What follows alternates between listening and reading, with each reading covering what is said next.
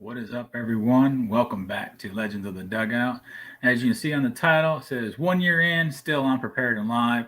Because yesterday I hit my 1 year anniversary on YouTube, and this is what I'm doing. It's hanging out with my friends. Hey, Dave. John, Scott.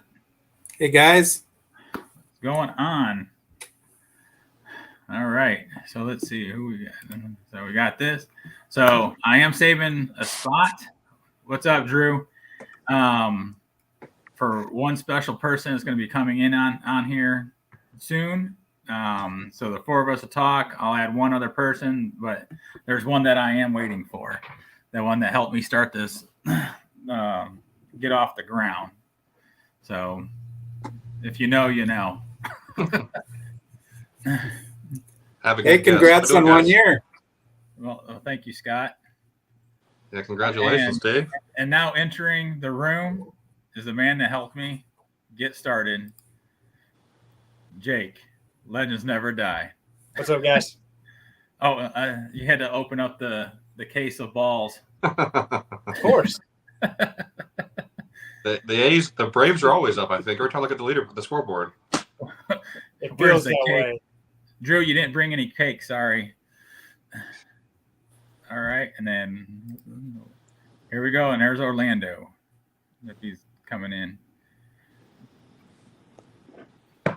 Well, I don't know where Orlando is at. He's in the dark, apparently. Yeah, Can you hear me? I can hear you guys. We can hear you. we can hear you, just can't see you. Hey, hold on a second here. I can hear you now. Try something else here. Hold on. All right. So in the meantime, I do want to personally thank you, Jake, for taking my text and everything, communicating with me and talking me into doing this. Without you, we wouldn't be here tonight and having this conversation, and I would have never made the connections that I made over the year. So thank you. Well, you're welcome, but it's not about me. It's about you, man. I'm here for you. I know. And, so is everybody else. So congratulations on 1 year. That's a pretty cool accomplishment. A lot of channels don't make it that long. Yeah. I'm still trying to figure it out, what to talk about and everything else. So that's the struggle. But we all do it. Everybody has better content than me, which is fine. Let's see. Oh, Orlando's still in the dark. I'm still waiting for you to break your record with the fastest double VR. I don't know what's going on. I think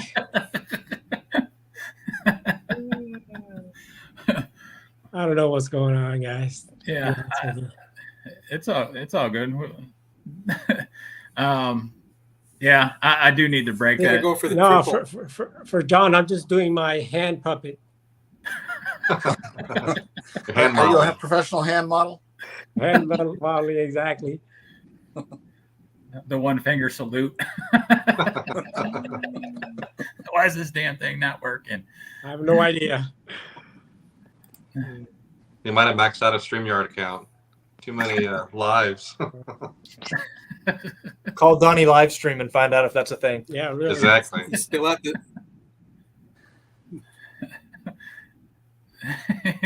at the zoo, Drew. No luck here. Drew had a video from the Omaha Henry Dorley Zoo. I saw that video. Yeah, that was awesome. So just to give you guys some background to you, Scott, and John and Matt know. Jake, you don't, and Orlando don't know either, or whoever. I've been not since my last live. I have not watched YouTube. I have not done anything with YouTube. Anybody's content. Due to my closest friend here, passed away August 26th of cancer. So it's been rough. But I this is what I'm doing, celebrating it with friends and doing everything else. So just if I haven't commented on your stuff or anything like that, I apologize. It's just, that's what I've been doing. Well, I'm sorry to hear about your loss, Dave.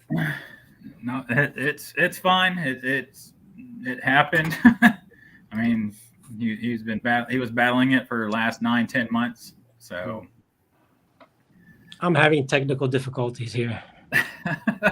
I see. I have no idea. Card closets here. Drew's just like lighting up the show over here on the side and stuff. We got 7 people watching. So just to let you know, the other day I broke the seal after the National and ended up buying 2 cards. Oh, nice. Yeah, I haven't got them in yet. They're what are they? Diamond Star cards. Oh, Oh, wow. Got them off the Discord. Yeah. Yeah. So, yep. So waiting on those to come in. Can't wait to show those off.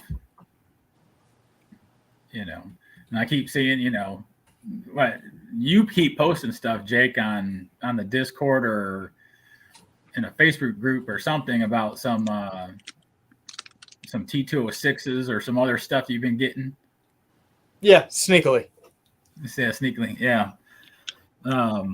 So what has everybody else been picking up? I see John's, make it rain. So what's going on? Like, catch me up on what's been going on in everybody's world. Dave, can you throw up the link one more time? I'll try a new link. See if I can link again. Yeah, I'll copy and paste it again. Try one more time. Well, I mean, Been you've picking been up missing rookie out, cards, Dave. John. Yeah, that is my singular focus now is post-war Hall of Fame rookie cards. And I, of course, started with the best. The Jack Morris, yeah, exactly. So it's all downhill from here. Did I gift you that? No, it's part of VR win, I believe, for Picker Jim. Okay. I won the second place prize when he had that whole, like, everyone send their cards thing. He had just an assortment of 25 vintage cards. Okay. Yeah, George Concrete Buddy won the big prize and had his awesome video where he was super giddy opening everything. Yep. Okay. Yeah, I remember George's video for some reason. Every time I see that card, I think for some reason I thought I sent it to you as part of like your birthday package or something. But no, you sent me better stuff than that. Non-rookie cards. Well, no, I did send him a rookie card. I sent him the Crime Dogs rookie. Yeah, Fred McGrath. And, yeah. Well, actually, there was a better rookie card, in my opinion, in this grouping. It was Lou Whitaker. So, Well, at I least think you've I have got an extra of that, maybe. What's up, Theo?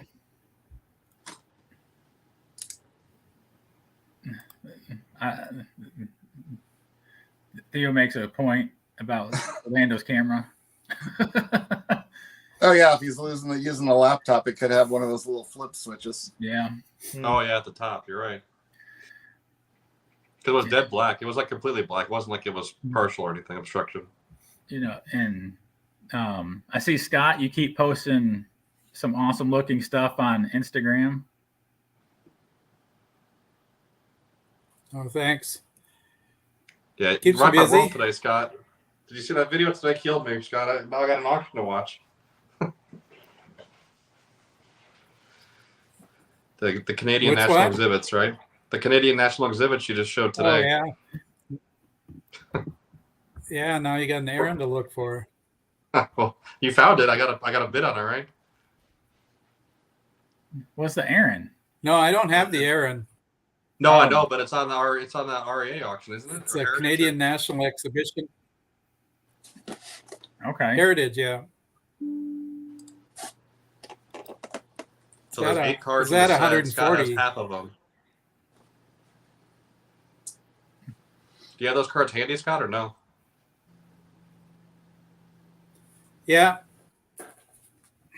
He always has things handy. That's what I asked. Figure he had them. I just did the video today. You got some of your tigers in there, Dave. These I are the see 4 I that. have. 2 tigers, and then on the back they say they're stamped for the Canadian National Exhibition. That's really cool. And the other Where 4 were those what? usually Aaron, Mantle, Mays, and who was the other one? There's one other player.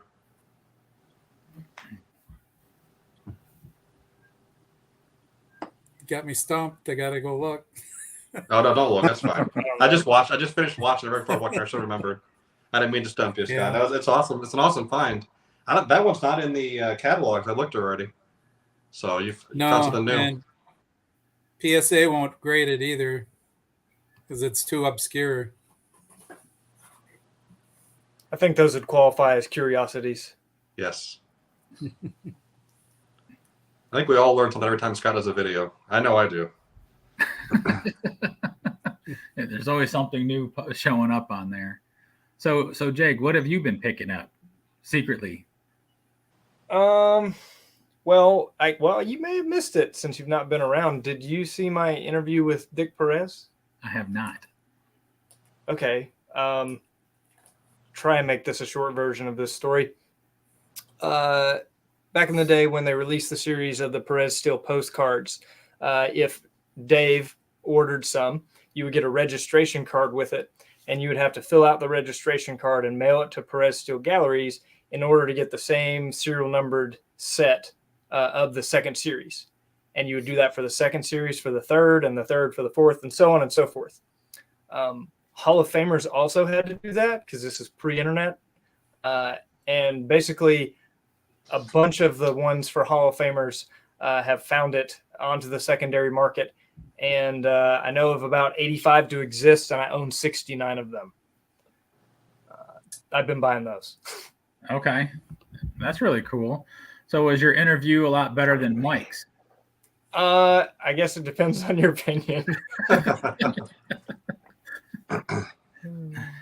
I had fun. It was an honor to get to interview him. That was really cool. So how did you arrange that? Just reached out, may have name dropped my friend Mike, and told him what I had. And when Dick Perez reached out to me, he told me that he watched my interview where I interviewed the old Baseball Hall of Fame commissioner, and he's, I guess, thought I was legit enough to interview him. So Okay. he sent me his That's phone pretty awesome. number, and we set it up, and we did the interview. Wow, that is awesome. Sweet. Yeah. Pretty It cool. was a great interview. Great interview. And your collection of those cards is just impressive. Thanks, Orlando. I mean, Yeah, for sure. I never knew that they existed, so it was pretty cool, kind of playing a hobby Sherlock Holmes. Especially, I mean, the Hall of Fame autographs you got on those are incredible. Mm-hmm. And there's a couple that are signed from the very first series in 1980, where like Earl Averill, for example, he passed away during 1981. So the odds of him having any of the other series signed are really slim. So it could be even a rarer one of one as compared to some of the others. So pretty cool. Okay. Very cool. Orlando, what have you been up to? I was actually on a live stream earlier, about an hour ago, and that's why I was wondering, well, how is it not working now? So I just I did what all non-experts do, just restart the entire phone, and it worked. But no, I've been went to a card show last weekend, and then I went up to Tampa, and I went up to see Ryan Nolan. Went to his place and shared some of his collection, and stuff like that. Yesterday, one of my buddies from Tampa, that's a dealer, came down to drop his wife off over here in Miami, and he stopped at my house for a little while. So had a good time, chatted with that. So it's just a good time whenever I can spend time with card collectors. Okay. But yeah, I just picked up a couple things here and there. Not much, but I've been getting into more picking up the autographed rookie cards, So I Oh, picked that beautiful. one up at the last show, It's a beauty. and I traded for it, traded in $60 cash, and I traded a PSA 6 bench that I had because I got another one graded. I graded higher, so I traded that in $60, and I picked that up. So just picking up a few, I think that's a lot of people are doing that now, getting the vintage cards autographed, and then the rookie cards are especially desirable. Okay. Sounds like you had a really good, eventful 2 weeks. What about you, John? I have actually stopped purchasing cards right now. I did not purchase a card in August, and I am going to try to keep that going all the way to next year's National to have myself a budget. Oh, so you're pulling a me. Exactly. That's a good thing to do.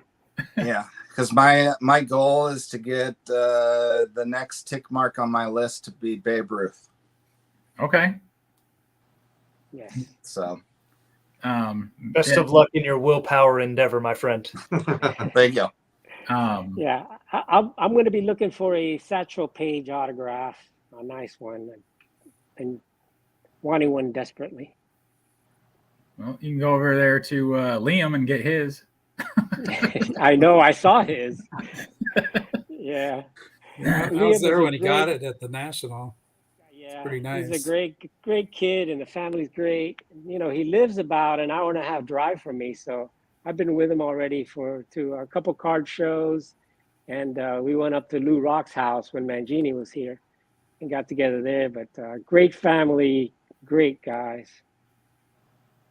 That's awesome. So John saving money, not buying nothing. All right, Scott, what about you? What have you been finding in the wild?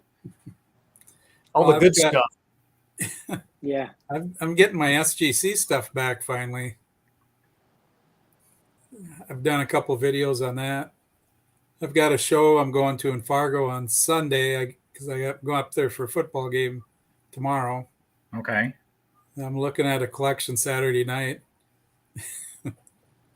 up in North Dakota. Have you seen pictures of the collection, or are you just just going in blind? Just going in blind. Okay. Well, hope you find us all something. Scott finds treasures. Yes. He finds things that I've never seen before. I keep hoping he finds some like Redman stuff for me. Scott and I have talked about my Redman collection and some of the Redman adjacent stuff that I have that isn't the cards, but I really want one of the original advertising posters. Yeah. But they're tough to find. That's why I've got Scott on it. He's looking for them for me. There's a lot of reprints out there. Mm-hmm. What's up, Henry?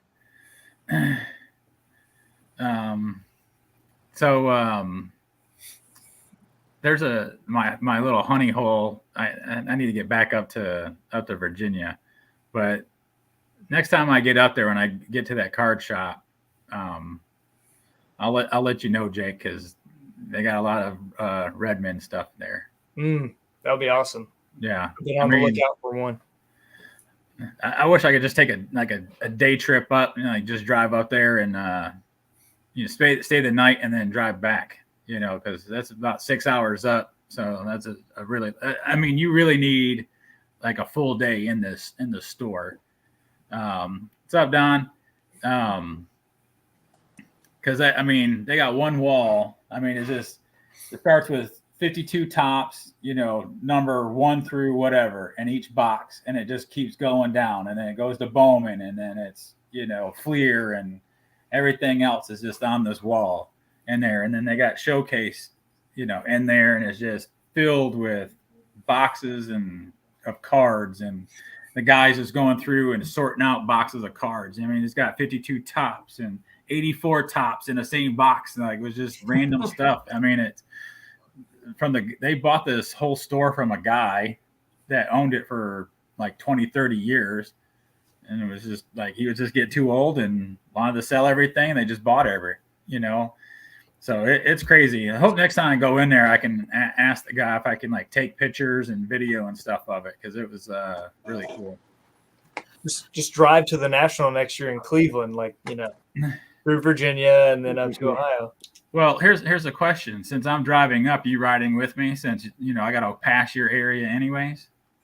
Yeah, that's true. You do. Yeah.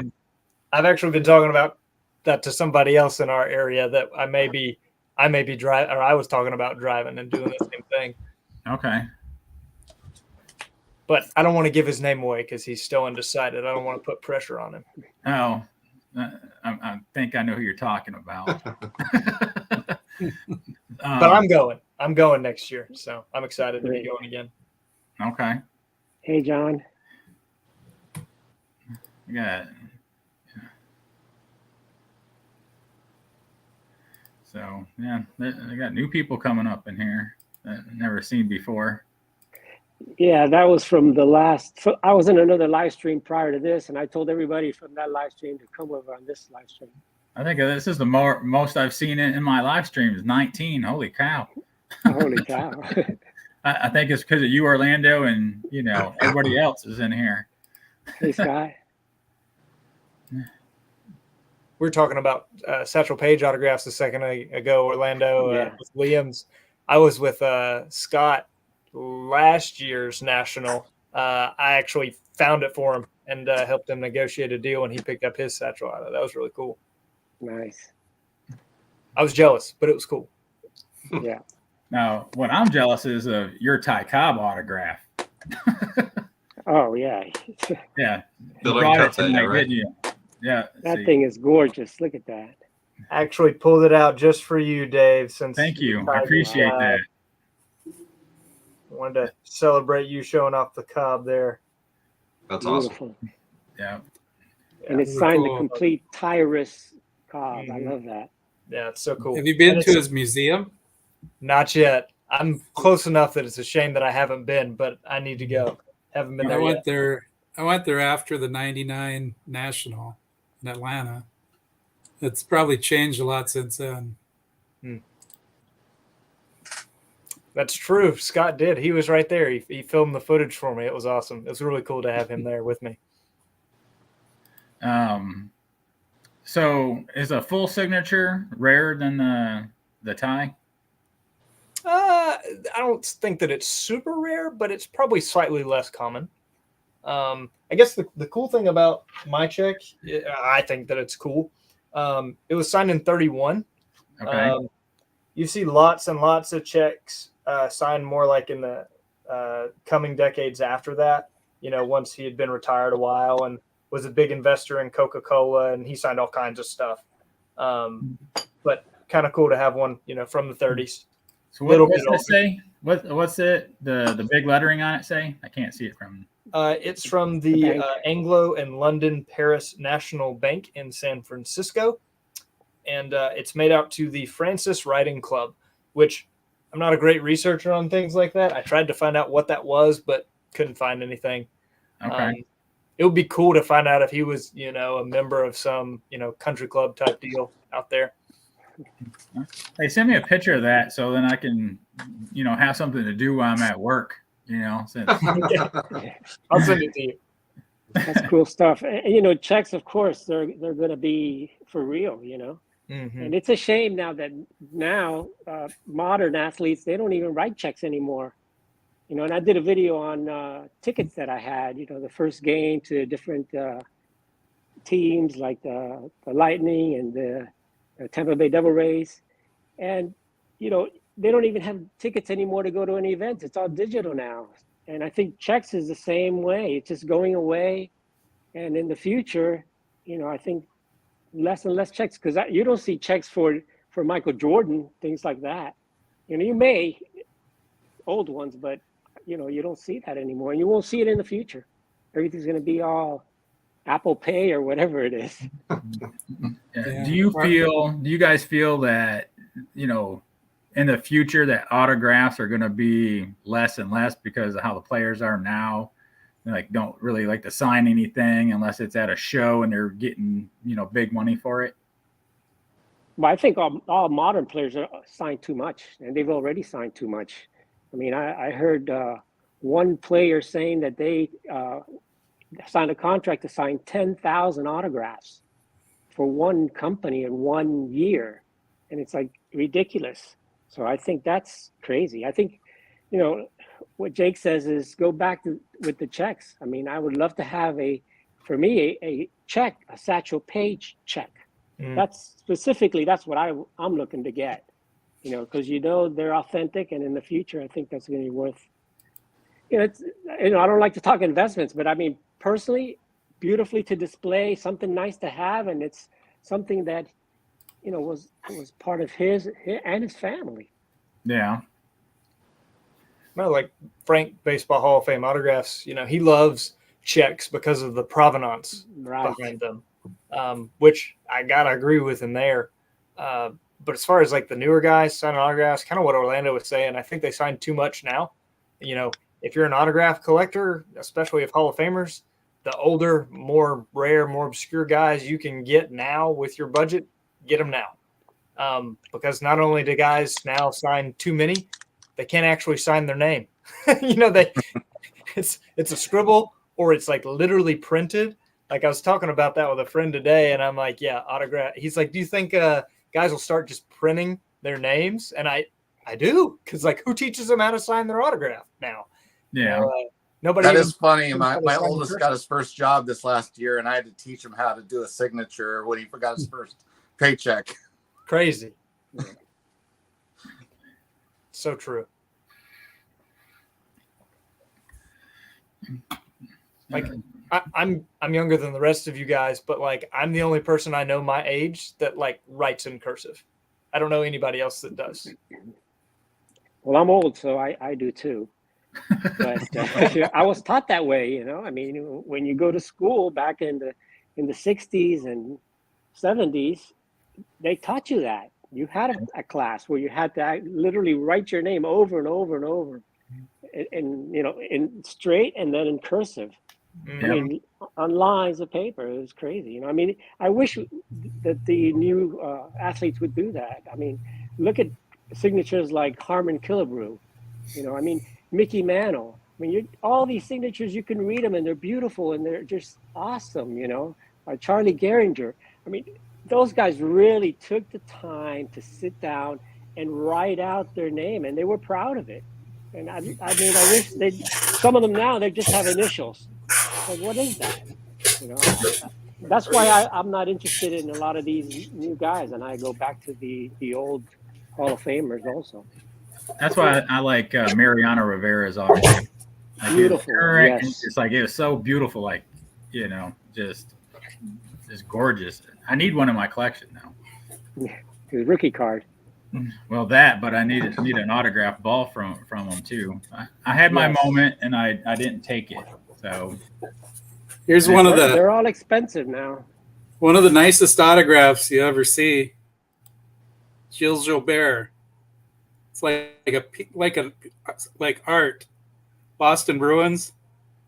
Yeah.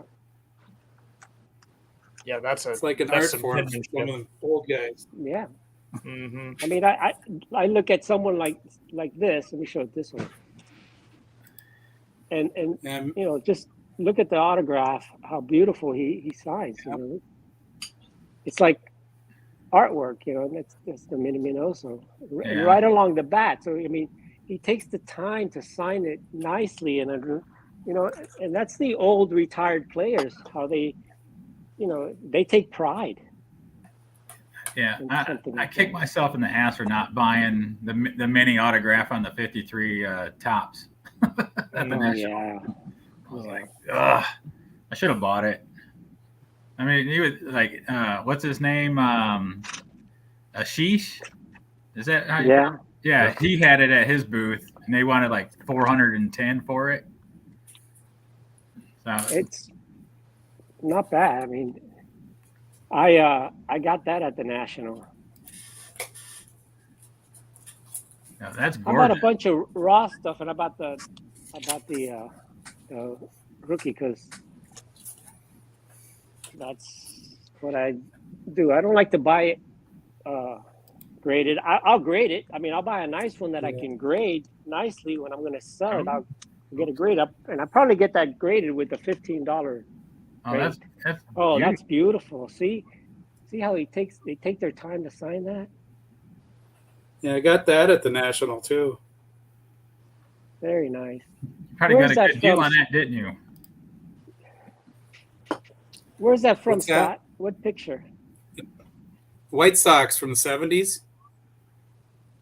One of the picture packs they release. I don't know if it is or not. Very nice.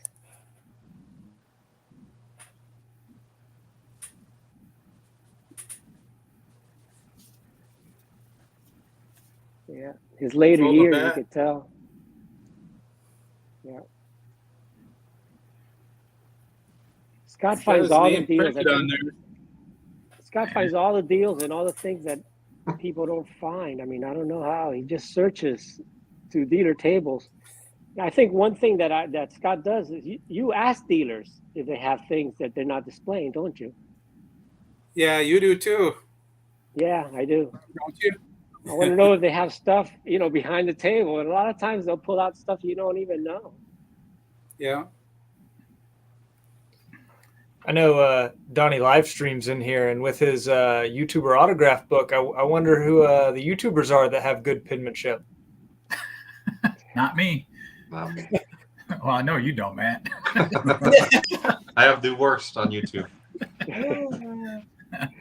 Depends on what signature I want to write with. You have an alias, Scott? No, I just write my name different depending on if I'm in a hurry or not. That's bad for PSA authentication.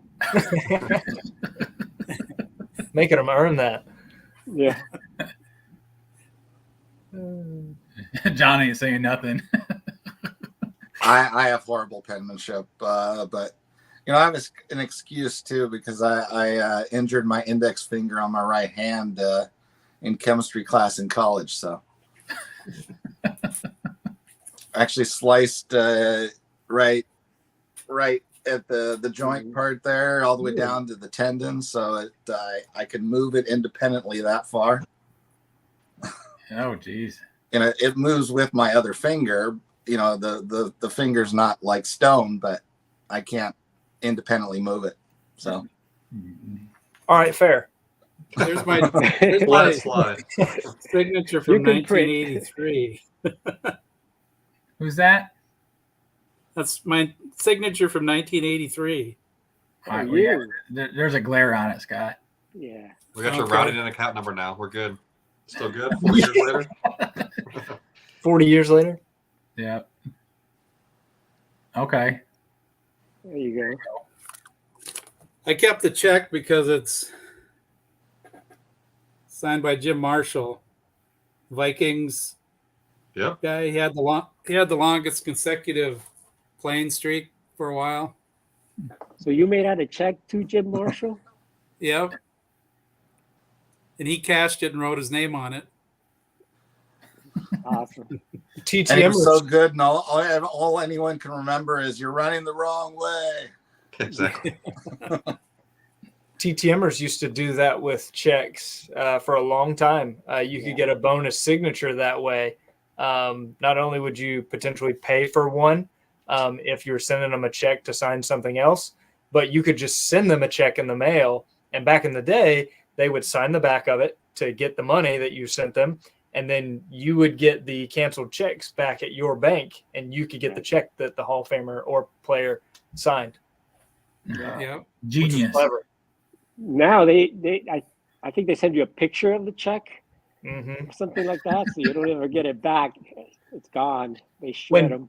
And now some of them are smart. Like I've been doing letters for my son, getting them signed TTM, and some of them require checks.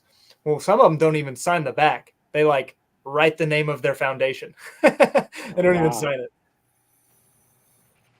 Jeez. So you're still sending checks then, Jake? Yeah, because some guys, Hall of Famers that do TTM, will only take checks for Really? their foundations and stuff. Yeah. It's the only reason I have them. But speaking of signed cards, I still need to get this one signed. It got sent to me. Oh yeah.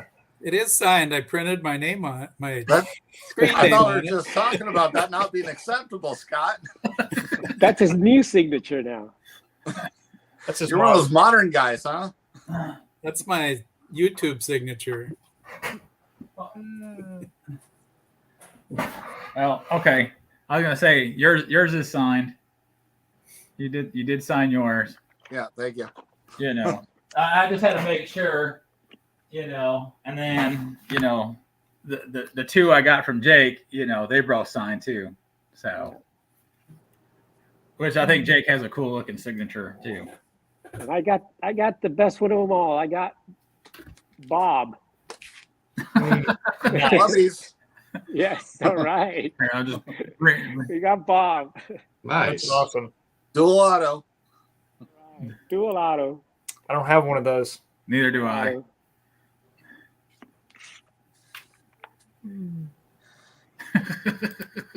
It's funny. Genies is terrible. I concur Yeah. with that assessment. It's a blob on here. It's a blob, yes. It Hold is. on, I'm bringing. I don't know where I got my man Genie. I gotta go. Is he gotta go flying there. a fly? Is that a bat that he's trying to hit? It almost, yeah, it's There's a print error on that card. Chuck. blob of ink there. His toupee fell off. No, I'm just kidding.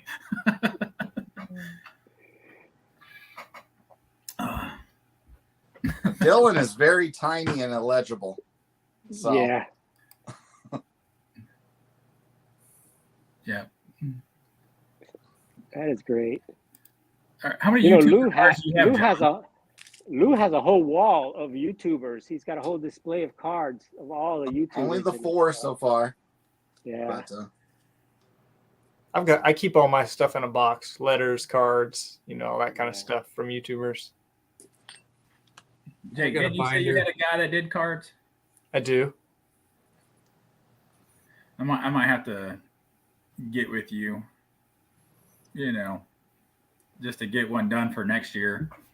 Yeah, same here. I'm gonna do one for next year. yeah, it doesn't seem like Tops is ever opening again. Their temporary has been for half a year now. Mm-hmm. I check once a month on the 1st. Never coming back, I don't think. Hey, Dave. Hey, Dave. Dave, we're celebrating my 1 year on YouTube. That's what we're going on here today. Just hanging out with friends, talking crap, other things. This is great. Love it. That's what Dave does every week. No agenda. No. I still have to get Matt and Tyrus and James on one of those cards yet. I forgot to do at the National. The We one can- card I did for the Dallas Card Show. I'll take one tomorrow to the Dallas Card Show. If he's there, we'll all sign it for you, Scott. Sounds great. The I'll first probably be card there. I ever got, my first one was Jake. My first YouTuber card. The first YouTuber I met on the Florida National, Atlantic City. Hey, Steve. I was so nervous, Jake. I'm telling you. And he just, what a great guy. Puts his arm around me, take a picture, and we hung around a little bit. Great. I'll never forget that memory, Jake. Thank you so much. Oh yeah, it was my honor, Orlando. The thing that sticks out to me the most about that, other than it was cool that somebody recognized me and all that. I mean, that's flattering. Because I walked around with a baseball collector and he gets recognized by everybody. And then I was like, oh, somebody knows who I am. Wow, that's cool. But the thing that I remember about it was I'm like, dude, you got to come to the hangout. It was the Friday night one. Yeah. And you were like, yeah, where is it? And I'm like, I don't remember. Right. He I'm didn't like, remember. And I had to, the only other YouTuber I knew at the time was Ryan Nolan, the breakout. And I had to text him. And then Ryan told me, yeah, it's going to be over there at the Clarion. I said, I'm there. And it was the best thing I ever did. And thank God I'm going to go to every single national from now on. yeah, I was And that's so the best relieved. part of the best part of the YouTube community was that every single person that I've met is awesome people. It's just great. Thank I you. was Jake. just so relieved that you found it because I'm like, man, if Yeah. Orlando doesn't finally get together, I'm gonna feel so bad. I was by myself, so I didn't even know what to do. I went to Atlantic City alone. So funny story when we went to the White Sox game. We're at the National on Saturday. I think I was getting something for my son. I can't remember what it was, but I was walking back, and Eric Fordleaf was like standing in the corridor, and I don't know if he had like a drink in his hand or food or something. And I was like, "Oh my God, are you Eric Fordleaf from YouTube?" He was like, "Yeah." And he's like, "You asshole." He thought somebody actually recognized him. That's funny. Anybody else got some funny stories? Great stories? Did you get to the Dallas show today, Matt? No, I had to work today. I'm going to be going tomorrow. I'm trying to go first thing in the morning. But it's been a bust the last couple of shows. So now that I kind of re-broadened my scope a little bit, so it's not just Hank Aaron. Hopefully I can find some things tomorrow. So who are you looking for now? So I started buying. Well, I bought that Mutual Leaf in Chicago last day at the National. So now I'm looking at some usual cards, and I'm starting Spawn as well. I'm sure Jake's not unhappy to hear about. I actually picked up one this week. I can show real quick. This is my first. Well, I tried to buy it at some other spawns. Got my first 63 Fleer. These are really nice. Very I wish nice. Aaron had one. Very cool. So So you're not going for the full player run of your son's first name now? we'll try to do one a year maybe. They're a little pricier. So we're happy with the one we have for now.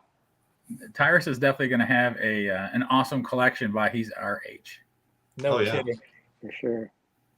No, he's enjoying it. So He's going to have a better collection than me. but he already has a higher. I mean, more of the, not the value matters, right? But that card is worth more than anything I have individually. So Well, technically, they're all your cards. He'll just get them as a hand-me-down. Well, exactly. I'm just renting them. Yeah. Or whatever Chris says, right? I'm just temporary owner, temporary steward. Well, we're all stewards of our collections, Yeah. until the next generation takes over. So Scott, I had to do it the hard way. You got probably a really good deal on your Transigam box, but I had to pay the piper. One of these came up on eBay, and our friend Wow. Dom paid me like last Friday night late, and so I picked it up. Like I woke up, I actually was sick last weekend, and I woke up in the middle of the night and saw it. The plastic's ripped. I mean, the plastic's really crappy on these, I think, but it's just a one. But I after letting two things go that he recommended to me, I wasn't going to do it a third time, so I just bought it impulse. So That's cool, man. that's probably my Yeah, biggest that's pickup nice. recently. Yeah. But are you gonna grade your Killer Brew box, or are you gonna keep it the way it is, or? I don't know yet. I just got it. I got it sitting here. What's up with Scott and Mangini always being like, yeah, it's right here. They have everything here. It's all right here. See that? Nice. That's so cool. And then the other side. Yeah. It's kind of bulky and delicate if you have the players in it, I think. Yeah. Yep. So Scott, that one had 3 players in it, Yeah. and then Matt's only had 1 player. Yep. Okay. There's 2 versions in 2 different years, I believe. Yep. I was trying to find it here. I got the yeah, they were 69 and 70. Trying to find where it came. Pulling I a got Jake the here. what's that? Pulling a Jake. Here's Yeah. my- Oh. Hey, look, you asked me what I've been doing the last couple weeks. It's been writing hate mail to Theo for not having me on the 48-49 rookie video. What do you think I was about the Spawn ready. conundrum? Do you think 40? You think Bowman or Leaf? What's that? Bowman or Leaf? Bowman. I like Bowman better. Same here. It doesn't I'm matter. with him on Bowman. I heard a podcast with Dr. Beckett, and then there was God, I can't remember the guy's name right now, but I actually wrote to the guy because, you know, I have the 49 Leaf, a good history I've done on the 49 Leaf. And anyway, on the podcast, he talked to this guy who's an expert in that.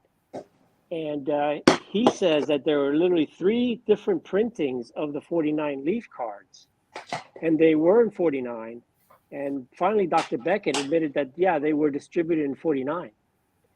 And one of the reasons they said they didn't want to change it at this point is because they would upset a lot of the people that had the 49 Leaf Jackie. It's not a 48 Leaf.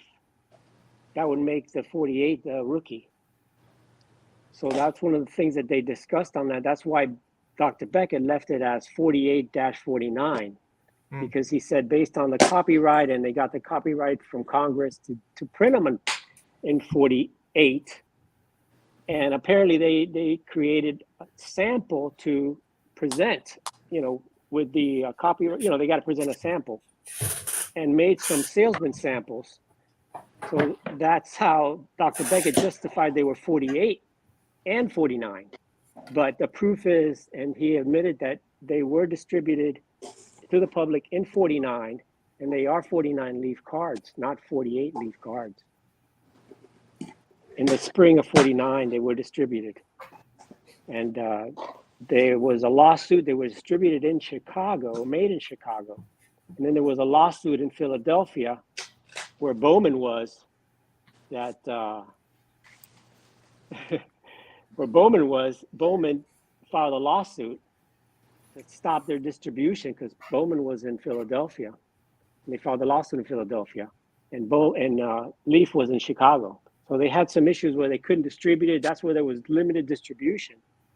And that's some of the issues with why they're so valuable today because of that. But the bottom line with that is that they are 49 Leaf, not 48 Leaf.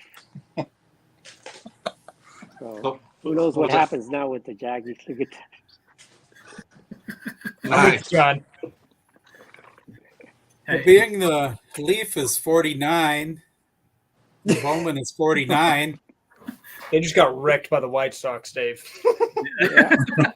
This card here is also 49. Yeah. And it was You got only glare printed on in it. 49. Bring it a little closer. Sorry. Yeah. You got some glare to it. Yeah. There it is. And this card was only printed in 1949. I've got documentation for it too. So does it say 49 on the flip, or? No, but it is 49 only. If you want to go down a rabbit hole of printing and when they came out and what makes which one what year, those exhibits 47 to 66. Yeah. Scott's an expert on it, but it's crazy. I'm working on it, but yeah, Maury Wills would be a rookie too, 1963 stat back. Mm-hmm. And these were available not just in arcades; they're available at drugstores and other kinds of stores. They had over 5,000 outlets around the country, so you can't argue with their distribution because they were there. There's a lot of places in the country you couldn't get Leaf, you couldn't get Bowman, but you could get exhibits. Yeah. Were they one per poll, Scott, or how many did you get for per Scott. poll? This is for Reindeer Studios. Yeah, that's a nice card. And what year is this, Scott? Because you know that one was printed in multiple years. Okay. Where like the Satchel Paige was just printed 1 year. And the Dobie. Yeah, that was multiple years, but he's in a Newark Eagles uniform. They airbrushed out the hat and the uniform. So he's in a Negro League uniform. One of the few cards. Those are so interesting. You know, I picked up a few. I don't know much about them, but I just pick up the players that I like. And Scott really has shown the way with those exhibits. Yeah, I'm building my own version of the set, but Scott's building like the master set. Yes. Did you go over my checklist that I sent you, Jake? I did flip through it there. It's crazy, man. Are you at like 700 now, Scott, or where are you at? No, I'm still probably 300-400. That there's over 750 in the Checklist, I mean. Yeah, that's I'm at the checklist, yeah. Yeah. Wow. You add to it almost every day. Variations and errors and all that. Yeah. The different Yeah. colors, different where the printed in USA is at, made in Snapbacks. USA. Yeah. And some of the 39 through 46s were printed all the way up to 1960, like Ted Williams. If you have a shot, Ted William. Williams that says printed in USA, it's probably late 50s. Hmm. If it says made in USA, it's an older one.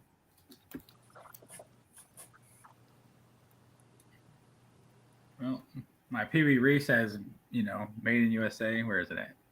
Right there by his foot. You see it? Yeah, Maybe. So what Yeah, year is that that's one from then? that's an older one, Yeah. probably early 50s.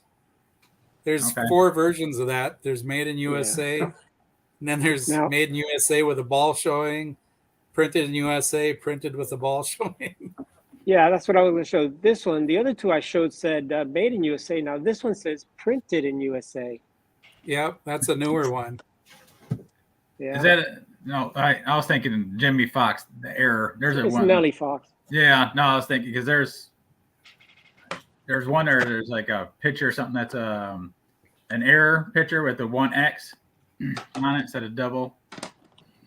For Jimmy I don't know. Fox. Scott Yeah, would for know Jimmy that. Fox. Yeah, not for Nelly. Yeah. Yeah, I was just looking at the differences because, yeah, printed in USA and made in USA, they're all different. Pretty interesting. It's a puzzle. Yes. Hey Scott, the different one came that Killebrew came in, different exhibit, but the Pittsburgh exhibit. So obviously not national distribution, but That's this came nice from too. your buddy. This came from your buddy Ryan. Breakout cards. Oh, nice. Yeah. Who's that? Yeah, Oh, that's a- Mookie's very mentioning the mantle with the CK connected, and there's another mantle with the CK not Yeah. connected. Those are You're blank buying backs too. Killer Brew now, there, Matt? What's that? You're buying Killer Brew now? No, I'm gonna try to go with There's this the this mantle right there. impossible. Is that the one with the CK connected or Not connected. not connected? Okay. There we Man, he go. looks young there. What year is that, I need to Scott? get That looks that. super young. Yeah. So printed in USA, Scott. So it's newer and later 50s. Oh, he looks young. Okay. But the picture has the American League 50th anniversary patch on his shoulder. That's pretty cool. But there's also like different poses for players. So like there's 2 Right. Minosos. 2 minis. Yeah. The portrait and the other one, the nice. Very nice. Do you have yours in a binder, Scott? 3 binders. My man. Jeez. I have a few that I had to buy graded because that's the only way I could find them for the right price. You can crack those out. It's all right. I should have you do it sometime. Happy to help. I got to show this one because Will in the audience There it is. giving me a hard time about it. I'm not giving it Beautiful. to Will. Sorry. Yeah, that's Jackie in the Minneapolis or Montreal. Montreal Royals uniform. Mm-hmm. Yeah, one time there was some debate about that being a rookie card, right, Scott? Yeah, that card is that like a black and white card versus tan? Yeah. So that was printed in 52 then. Black and white was 52. Yeah, it's more black and white. The tan one, there's a tan one that was printed in 47, 48, 49, all the way up to 50 something. And if you have a postcard back of the newer ones, they're 55. How many variations are there, Scott? Are you kidding me? He just found new Canadian ones today. What do you mean? It still changes every day. It's a gift that keeps on giving. Yeah. I thought there Scott, were how 4 many- errands. I thought I was done. Now there's 7, and then now there's an 8 apparently at least. So God, how many actual players? Jake would know. He's doing the player version. Yeah, give me just a second. I'll pull up my checklist. I can tell you that. That's something that I'd like to do. I have a few that I have, but I'm not going for Stukes for Scott stuff. That's crazy. There's probably a couple hundred, I would think. Yeah, that's what I figured. That it's probably a couple hundred, somewhere around there. Yeah, in my checklist, I have some players, listed twice for the 2 versions that I want, and that kind of thing. But it's probably somewhere around like 150 ish. See, that's doable. That's definitely Yeah. doable. Scott, do you like? I mean, I think you're collecting them all, but like, do you like? This is Don Hoke. Do you like the stat backs? Yeah, I like any of the ones printed during that era. I like the old ones too. See, I don't like the stat backs just because they don't match all my other ones. Uh, I like the blank backs. but the master checklist has them as one of the variations. Mm. And you can No. date those actually. So when are we gonna get the one from the 20s, Scott? When are you gonna get the Lou Gehrig and the Ruths? I don't think I'll ever get those. I think the 39 Lou Gehrig will be tough enough. Yeah. Yeah. Here you go, Jake. Yeah. Nice. There you go. I have That's bid on fine. that twice What this is week and what is lost. the stat back? I'm trying to get that one. I want the one with the M and the B. There's a B one as well, I think. There it is. Yeah, I've only got one exhibit style card. There we go. That's the best one of all, right there, John. There you go. Yeah. John, It's embrace not- the it's not- oversized it's not card. a stat back Please. on this one. It's a blank. So So, Dave, was yours the Milwaukee?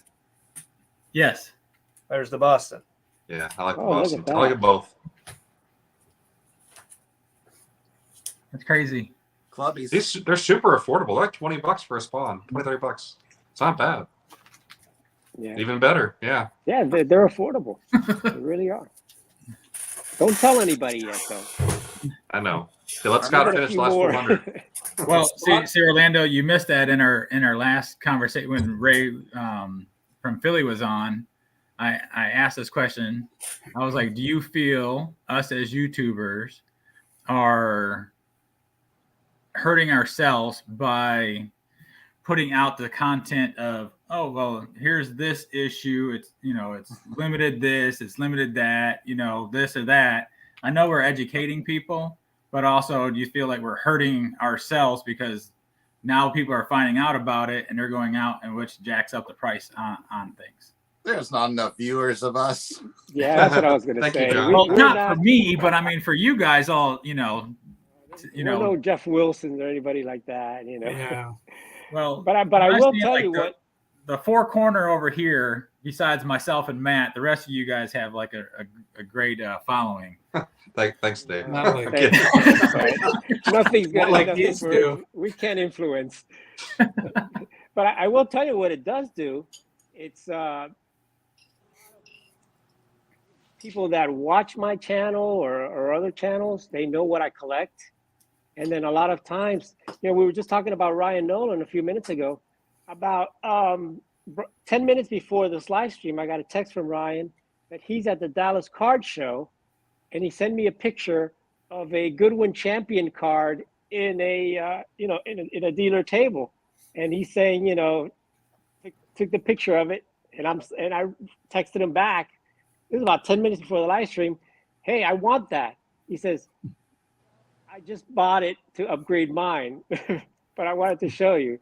So at least he says, if you want mine, but so those are the things that you get other people that help you with your collection. So people that know what I collect, they'll text me, and either so I can buy it, or if he unfortunately collects exactly what I collect with that, so he bought it for himself.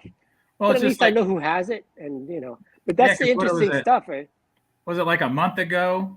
Like I sent you that text on the, I can't remember what cards it was for, to see if Ryan wanted those.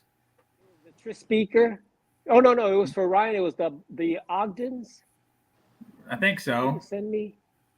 It was Yeah, it something. was a maybe box. it It was some Ogden, boxing something cards. else. I think it was some boxing cards or something you sent me. Yeah.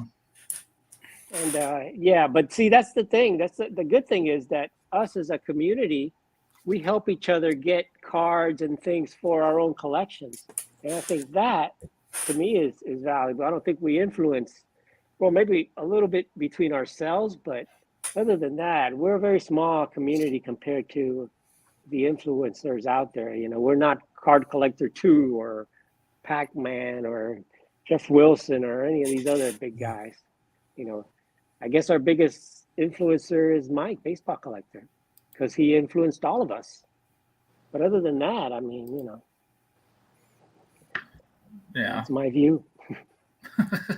Yeah, I think It Could Happen was asking if the wide pens and stuff for exhibits, and no, they're different. They're a lot finer paper. The wide pens and fine pens. Exhibits are a lot thicker. They're like cardstock, the old-fashioned cardstock. When Didn't 52 B-Roth tops just cardstock. find some of those? Part? yes, Yeah, I remember. Well, no, on B-Roth, he posted on a Facebook thing. He found us some thin and fat pen cards. 36 wide pens, Gaudy wide pens. Now, Stuke, you were talking about different versions of the exhibits. The earlier ones, I think these are 39 to 46. The salutations, is that right? Yeah. That's a Lou Boudreau. How many exhibits do you got, Jake? Not near as many as Stuke. Now I have 89 in the 47 to 66 exhibits. That's my and like 6 of these salutations. Great. It's a lot. You have a few sets going, Jake. Don't beat yourself up too badly. A few. So this is your big old binder, Scott? 1 of 3. It's my 39 to 46 binder. Jeez. Those are so cool, man. I Wow. was going to Road find trip Frank McCormick here. He's got print made in USA on opposite sides. See, this one's on the left side and the other one's on the right side. Yep. That's the only difference. Well, one's a little bit darker, but And the font looks little, like the one looks bigger and the font looks smaller on Yeah. the print USA. yeah, even the player is bigger on the one side. Yeah. Do you have one of the exhibit vending machines, Scott? No, I just have the advertising pieces for it, the inserts. Yeah. I've seen them on your channel. They're awesome. Yeah, I have about 10 of them. 10, dude? What? Wow. Crazy. I can go grab them. Oh, I want to see them again. Yeah. Yeah, for sure. Yeah, gee. All right. So, Jake, is that a Shoeless Joe bobblehead behind you? It's a Thai cobblehead. Ah. Oh, wow. Cobblehead. It really says Thai cobblehead. That is funny. Where'd It's you get a, that at? It says Legends of the Diamond on the bottom. I'm sorry, Dave. It doesn't say dugout. That's all right. Next See game. how I can. All right, here we go. There Doesn't it look like there's too much glare. That's Beautiful. my best one with Jackie on it.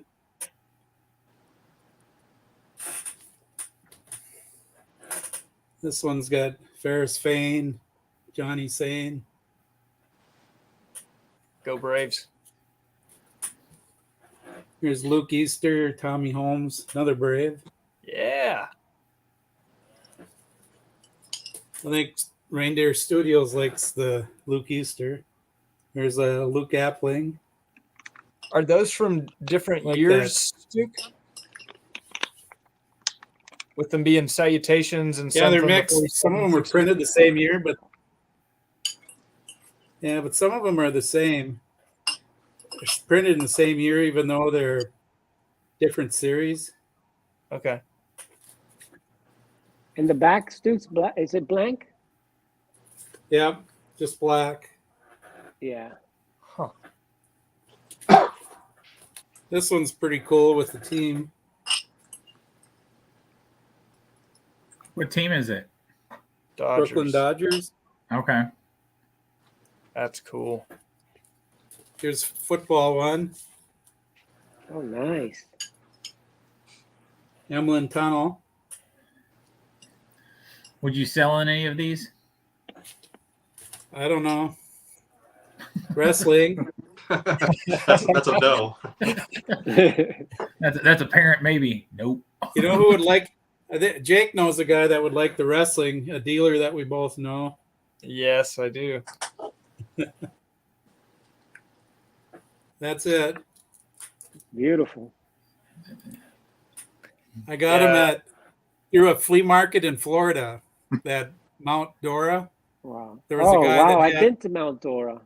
He had movie star ones and one football one. And I gave my phone number, and about 3 months later, when he got back to Connecticut, he found baseball ones, the wrestling ones, and Wow. we made a deal over the phone. They have a bunch of small antique shops in Mount Dora. It's a very small little town Yeah. in Central Florida. I've been there a couple of times, and they have tons of antique shops, but I've never seen anything like that. No, this was actually at their big antique extravaganza they had. They have them 3 times in the winter, like November, January, and February, where the whole acreage is filled with dealers. Wow. Probably. Sorry, Scott. Go ahead. So to Reindeer Studios' comment about an exhibit vending machine he saw in an antique mall, there's a guy that lives in my hometown that picked one up like a couple months ago that he found in an antique shop. I'm very jealous that he Was it full? Yeah, it was. Wow. Wow. It was full of movie star ones, Okay. actors, actresses, westerns.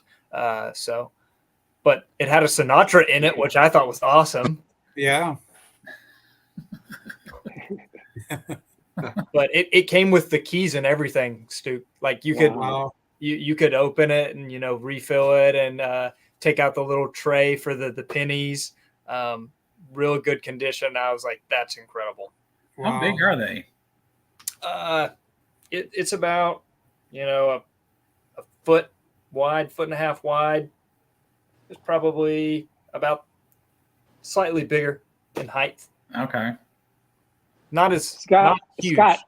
Scott, if you get one of those, just invite me over to your house. Put your cards in there. I'll bring all my pennies. Well, there's stories of people finding them full of baseball cards. That's how they figured out what year some of them were printed, because they'd find the machines and they'd go through and find what cards were in there. And they could tell that way.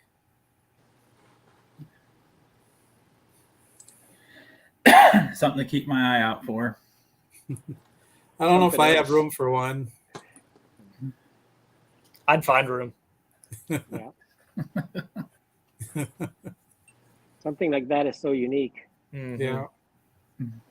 It would be really cool to put like extra exhibits in it. Yeah. That'd just be fun. Beautiful display piece. Yeah. Yeah.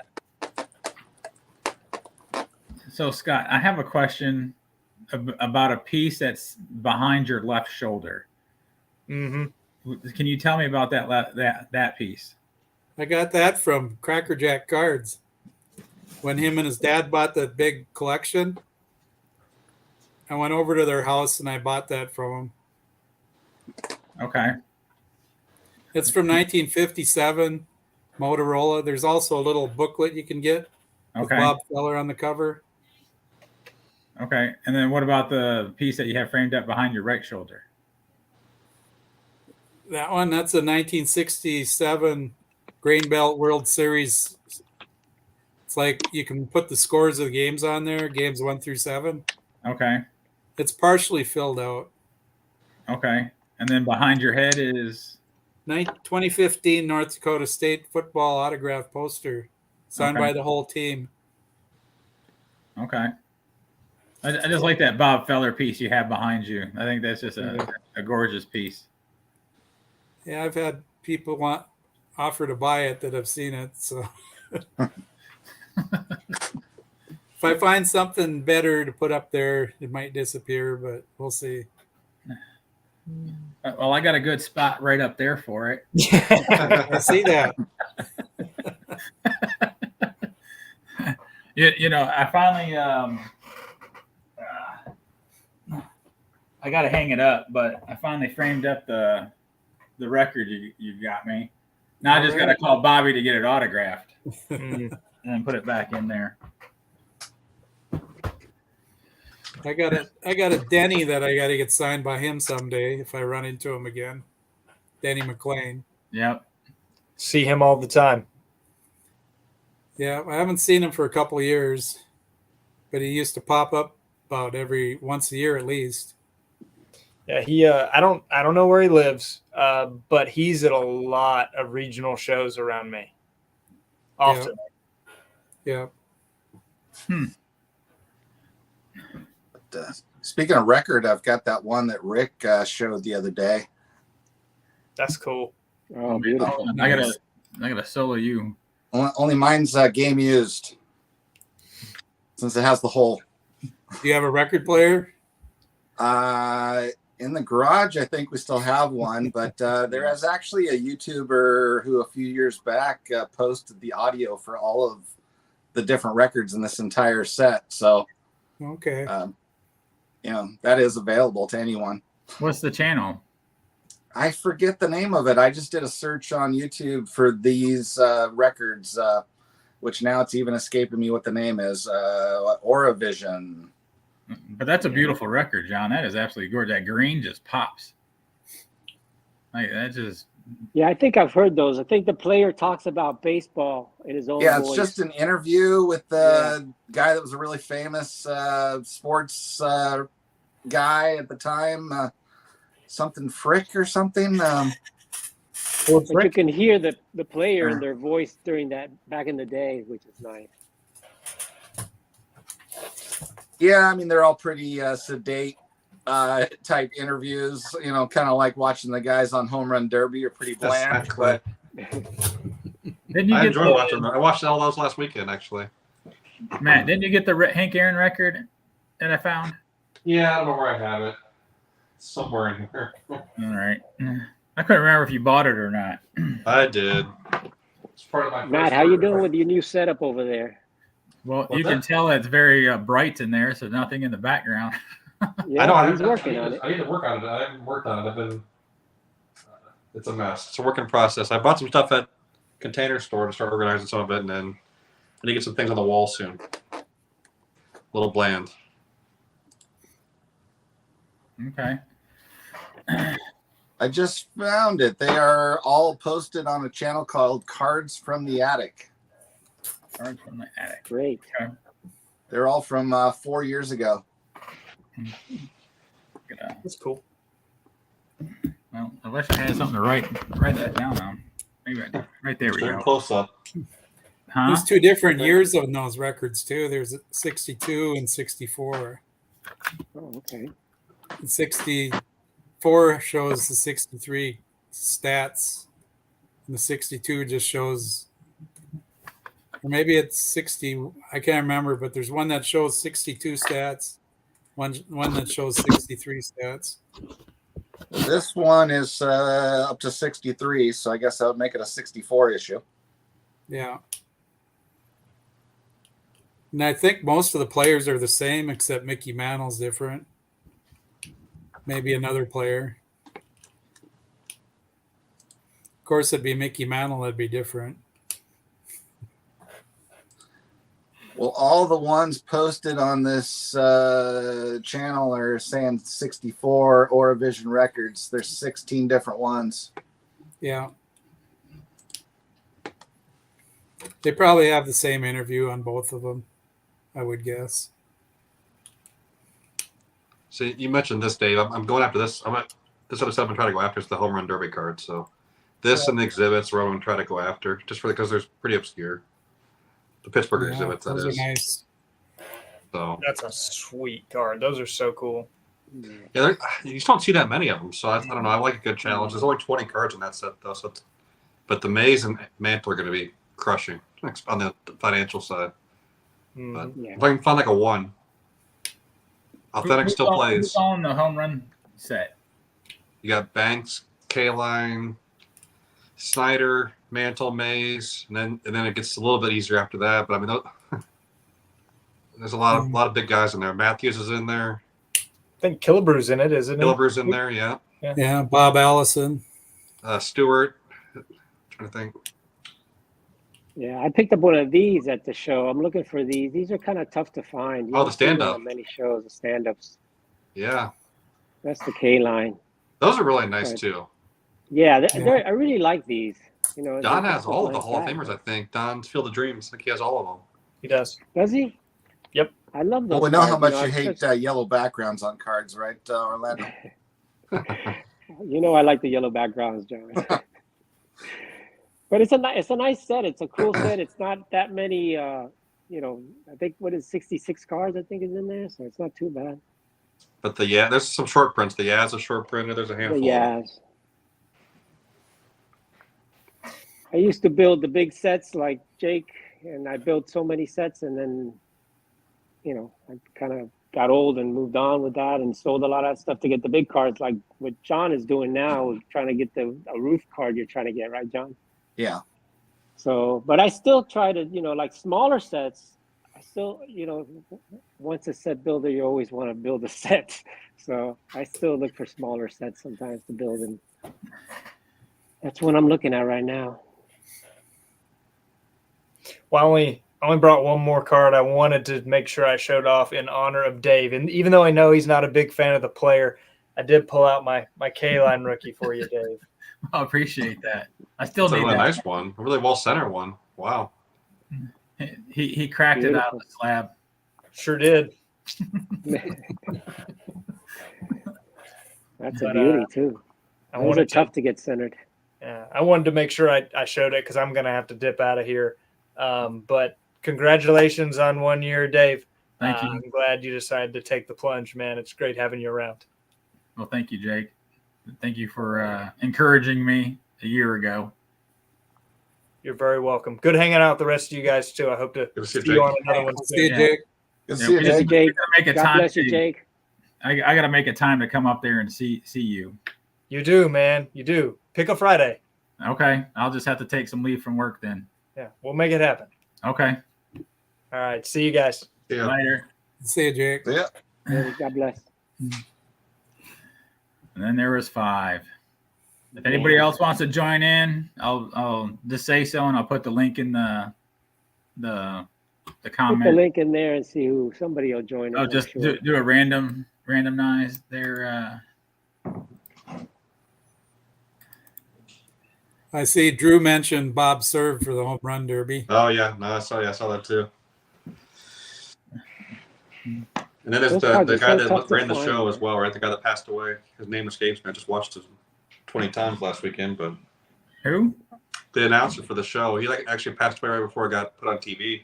He died in a car wreck for the home run derby. Mm, that's crazy. So, John, what are you looking for? You're going to save up your money for the national next year? Yes. Oh man.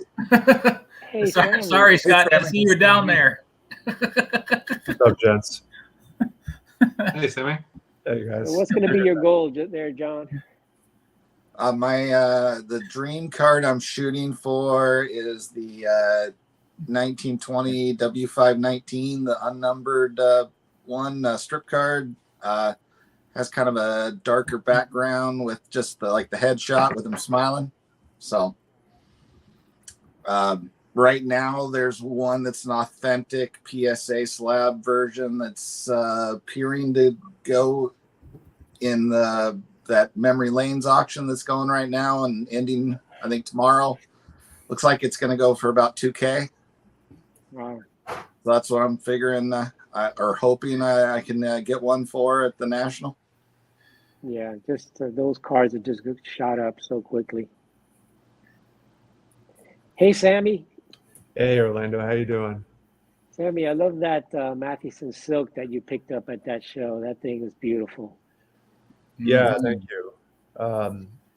It was actually, it's funny, the guy, I've purchased from him before. He's a nice guy. This guy named Harry. I've showed his business card on one of the videos I published, and he was actually a little reluctant to sell it because I think it was more just for show than anything. And he told me that he wanted to bring it down to the Philly show, but I guess my thinking is, since I purchased from him before, he knows that anything I buy from him is not being resold. So he was thankfully he was willing to let it go. Congratulations. I was instantly jealous when you got that. I mean, I had to get your inputs because I've never seen anything like that before. So it was. Thank you guys for kind of pushing me over the edge there. I've seen it in books, but I've never seen it in person.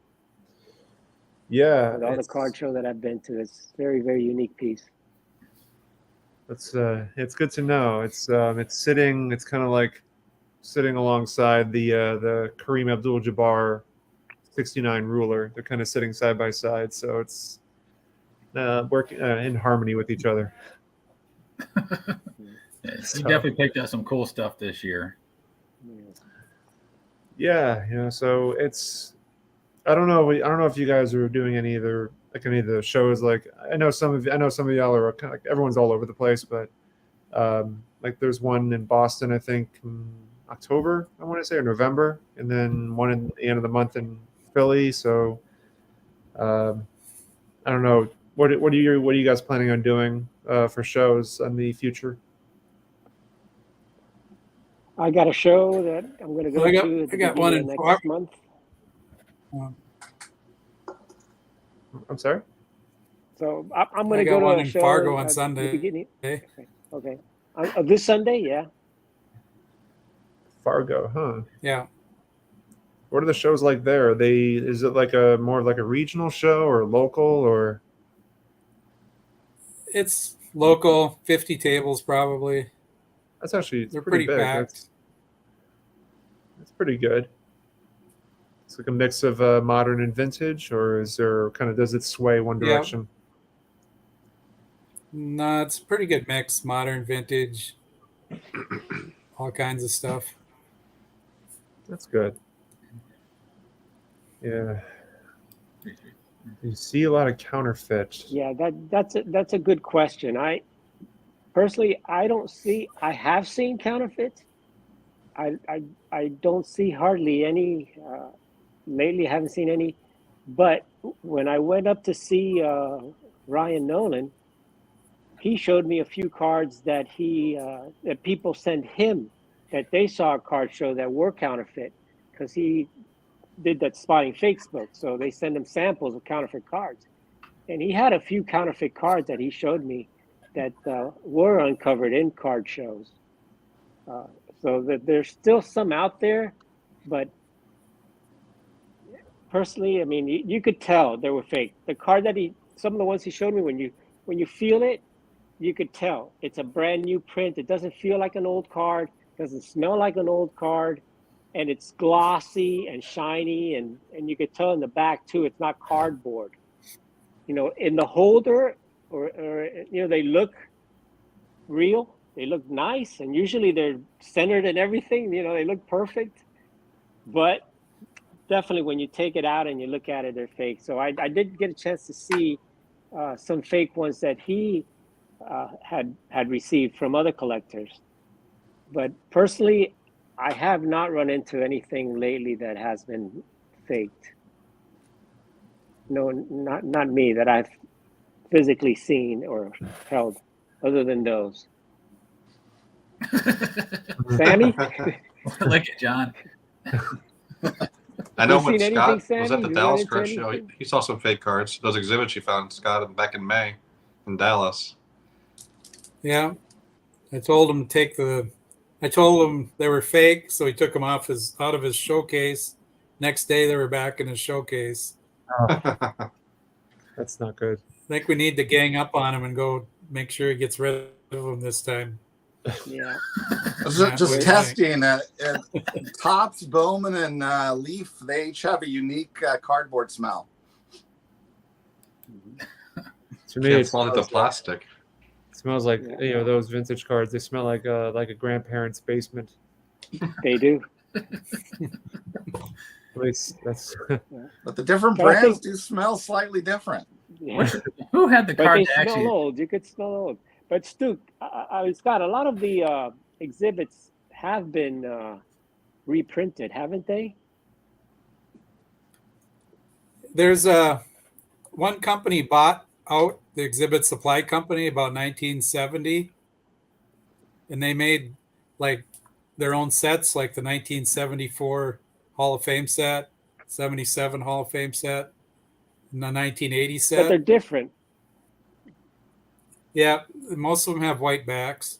The 1980 does say 1980 on them, but they usually have white slick paper backs. post-war rookies. That's for You could John. tell. That's for John. Yeah, I For wouldn't you, know, John. Chris. Why don't you send some to me and I'll test them? How about that Joe Morgan rookie card? No. You know, I think this is just like an evil plan that John concocted to get rookie cards. This is just like him. Oh, yes. Yeah. Excellent. Just hate rookie cards enough to get a bunch of them for free. Well, you've all got to convince me to like them. So, you know, I Send don't them. have enough exposure yet.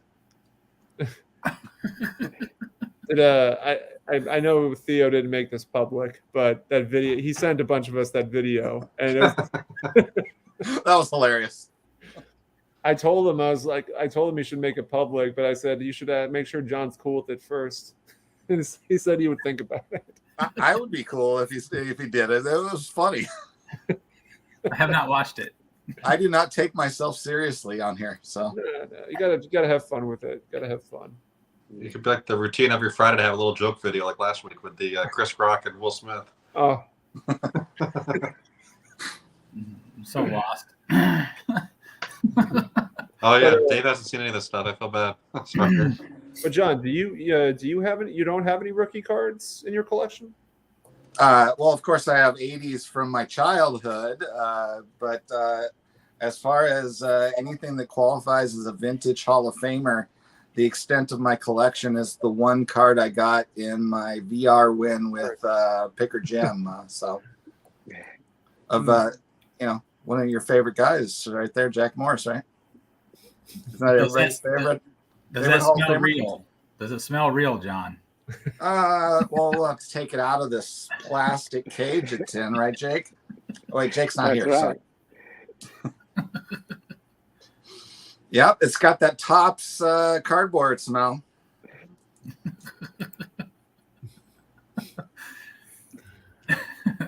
Jake's entire room smells like Topps cardboard. Red Man tobacco too, right? Yeah, Redmond tobacco. Man, I saw one of those that had, I can't remember. I think it was a Redmond pack that had a car. I want to say it was Mini. I want to say it was Minoso in it. I can't remember. Yeah. I think it wanted like $600 or something for it. Yeah. Or maybe I saw 1,700. that. I think it was 1,700 maybe. I can't remember, but it was such a beautiful thing to see though. I mean, as far as reeking of tobacco, this guy I still haven't gotten graded yet.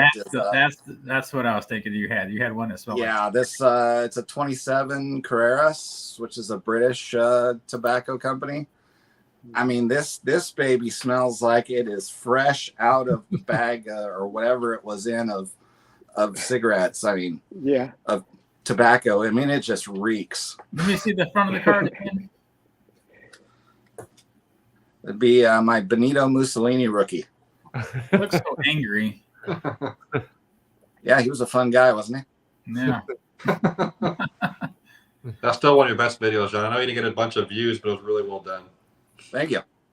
Yeah. It was a bit of a passion project there for a while.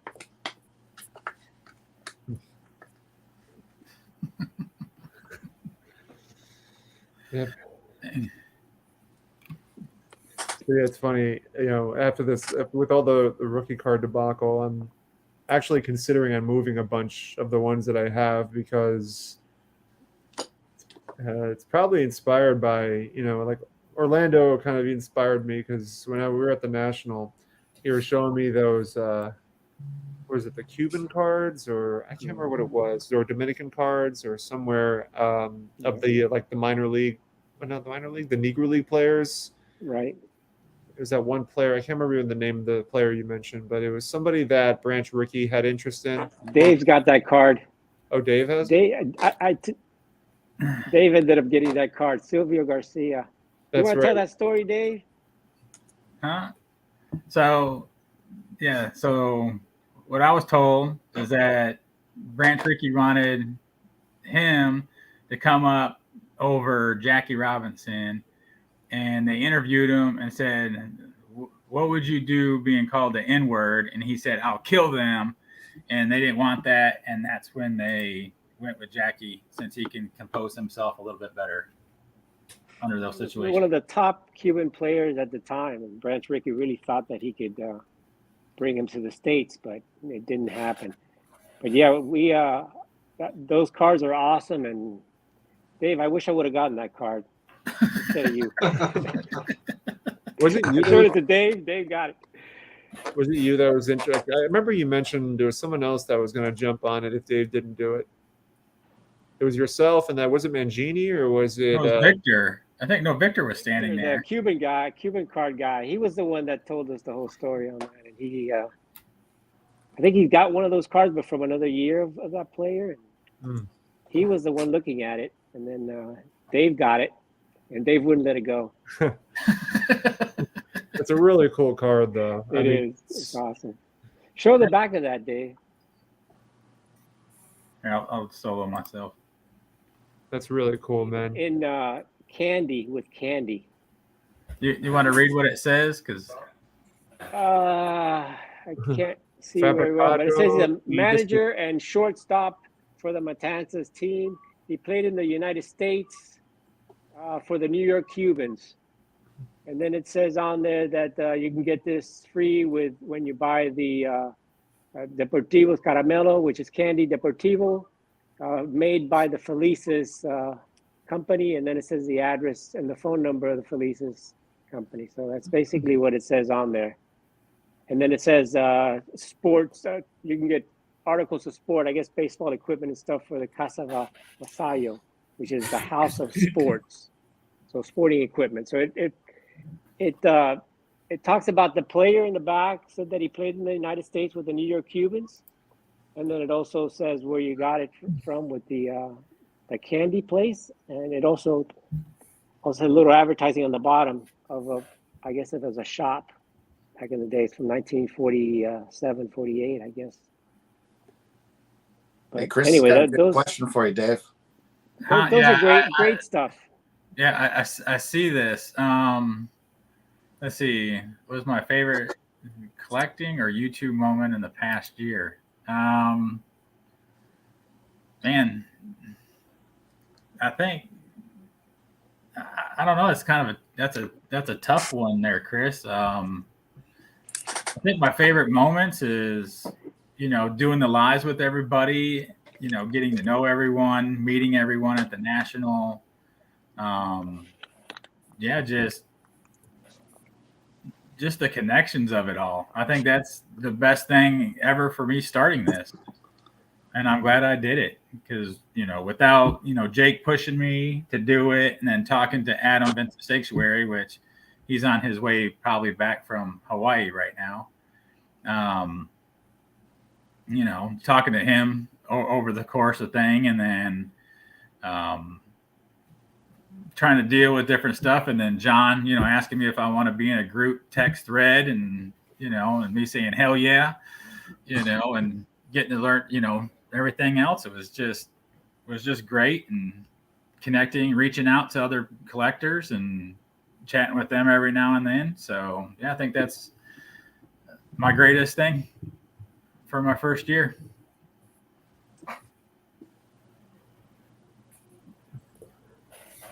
Well, congratulations, Dave. It's been awesome. Well, Oh. Dave, I got to Your get little live going. I got streams, a and it's been 4-hour drive in the morning. All right. Well, thanks, Okay. Scott, for coming on. All right, Scott, take care. Yeah. Cheers, Scott. And replace Congratulations. one See you, Scott with Scott. another Scott. You, Scott. Congratulations. Thank you, Scott. And then another Scott. Yes. You can't have two Scots in one All stream. right. Just really messes up the Scott verse. Yeah, like last Too time. confusing.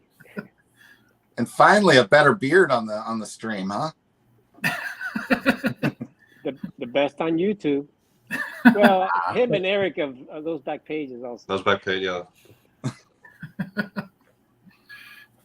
The whole bottom row is beard. There you go. Different levels. Different levels of laziness is what it is, right? Yeah. And that was one thing that shocked me when I got my interview with Basement Card Collector, is that he was competing with Scott there. So Yeah, he's got a nice beard. Yeah.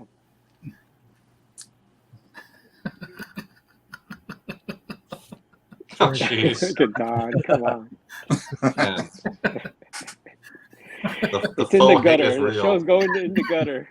he's got to show his love for you by teasing you, Scott. Yeah, we all know it. He's just a big softy.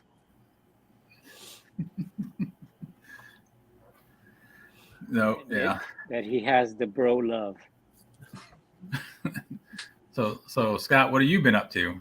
Well, while you guys been talking, I've been pulling out cards. Awesome show. Let's see Oh, what let's you see. got. So I have a world leader card. Is it a Mao Zedong? That is. Did you draw that? Nope. Where's that from? This is from 1951 Bowman. They put these out. It's called the Children's Crusade Against Communism. Hmm. So, Okay. It's pretty cool though. yeah. I love how, what is he? He has like a green face. Yep. And on the back it says "Fight the Red Menace." Wow. So, Propaganda. I mean, is that? I mean, I imagine there must be more, more cards from that set. yeah. Yeah, it's a whole set. Yeah. Mhm. Who else is on there? It's like some classic Americana on the back there from that era, eh? Right. I'm not super familiar with the set. I just thought it was fun. Fun. Jake was talking about my Satch autograph. Hmm. Oh, I'm jealous. So there we go. Beautiful. And then last time you did the stream, I was buying a card on eBay. There it is. Ooh, the orbit. Yep. Wow, Tattoo Orbit. Earl Avery. That's beautiful. It Very is. nice. What's the grade? What, 6. Oh, it's 6. Yeah. Okay. Wow. Wow. Gorgeous. Look how clean that card is. Yeah. I didn't need a 6, but it took me 3 years to find that card. So I had to, Oh, congratulations. and then here's my records. Oh, dang. Oh, Oh, the spine. dang. Oh, love that. There's That's nice too. Sandy. Yeah. There you go. Sweet. Ken Just keep Boyer, on going. Maz.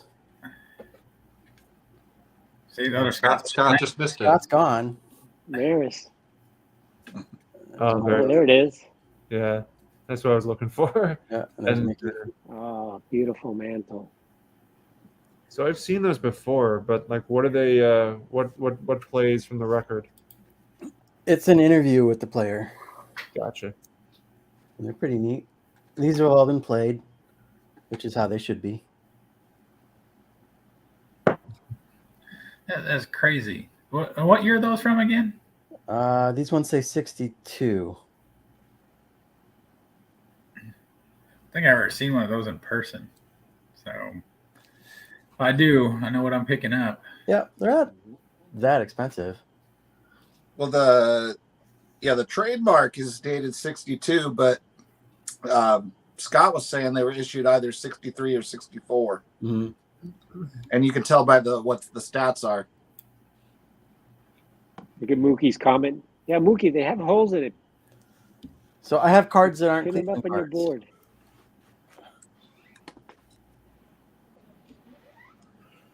What were you saying, Scott? I have cards that aren't Cleveland cards. Are you proud of me? Well, we are very proud of you. You got a K line, so I'm kind of surprised you got a K line. There you go. You know, Yeah, they aren't that expensive. Sensei Domino. Mine's a little dinged up, but you know it still looks great, and it went for $20. So oh, okay, not that bad then. I mean, the corners are all miffed. It wouldn't, if you actually can grade these things, it wouldn't grade very high. But you know, it still looks awesome. You know, if you put that in a frame, that would look pretty cool. So It would hide the corners. There's another K line. Oh, that's awesome. That's your Nice. drawing. Yep. Looks really good. Yeah, it is. You know, I saw that Al Kaline's former house was available on the market a couple years ago in Michigan. Mhm. I can't remember the city, but I saw it's incredible. Like you see baseball players' houses now are just like huge mansions, and then you look at what Al Kaline's house looked like back in the day. It was just like your typical suburban house. Mm-hmm. I think it sold for like $500,000. Probably, let's see, you Yeah. probably bought it back in the day, probably for what? Probably like 30, 40,000. Some absurd number, yeah. Remember, in those days, a lot of players had second jobs. They were just living just with us, regular people, you know. Probably not K-Line though, but but definitely like the supporting cast. Right. But yeah. Well, probably the Very true. neighborhood he lived in was probably like the more, upscale, neighborhood back in the day. Yeah, but now every player makes $1 million a year and more. Mm-hmm. Actually, be an interesting question to ask is like who was making the most money back at that point, like in the 50s? I would guess Mantle, probably. I'm gonna look that up while I we're. don't know. That's a good question. That is a good question. Yeah, it is, for sure. That's a The See, most that would have been popular like players. Somebody in the Yankees, probably. I mean, I will who find knows? out right now. There's a website called Society for American Baseball Research, and it talks about Oh, annual yeah. salary leaders since 1874. oh, or Awesome. initially in the 50s, couldn't it be Ted Williams? I'll tell you right now. Well, so, in the 50s or 60s, yeah. So He would've starting said- from 1950 and going forward, it was Joe DiMaggio with 100,000. 51, he earned 90,000. Ted Williams doesn't say how much. And the Ted and DiMaggio earned 90,000 and 51.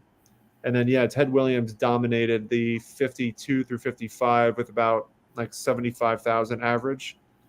Then it was Berra, Mantle, Mays, and just kind of switched back and forth between Mantle and Mays in the 60s. Yeah, $75,000 a year.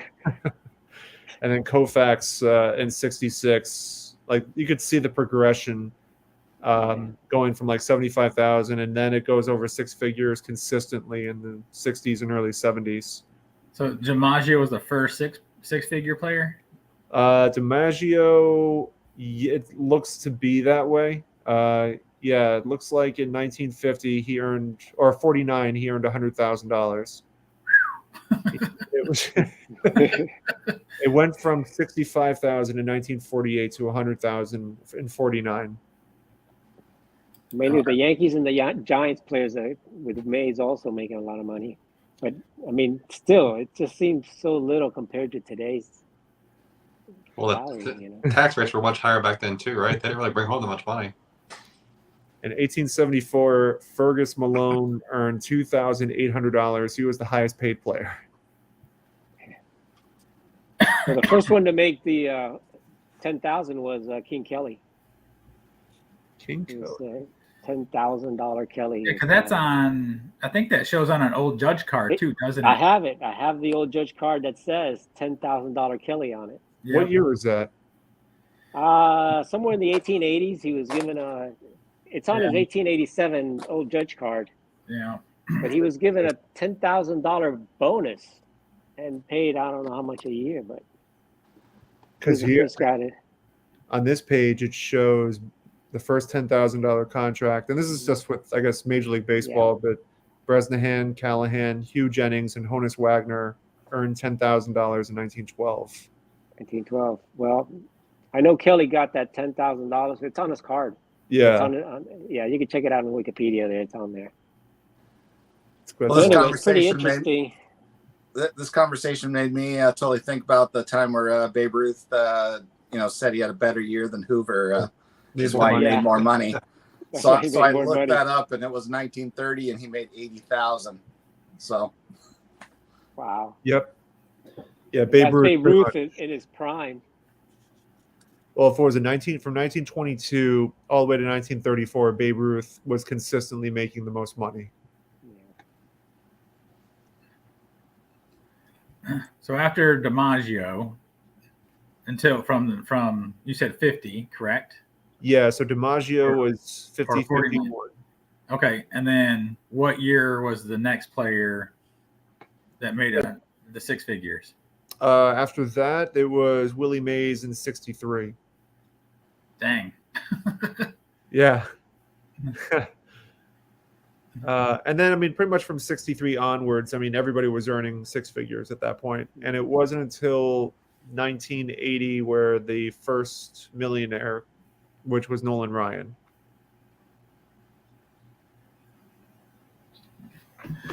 Wow, that is crazy.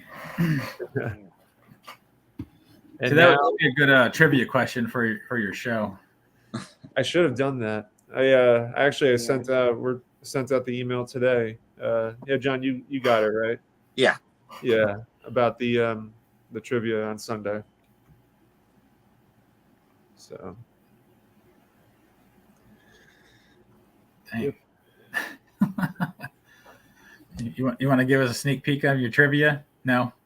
I don't mind. Yeah, I mean you wanted them in categories. I'll tell you what they are. I'm not going to give you the questions, obviously, but let me see if I can find it.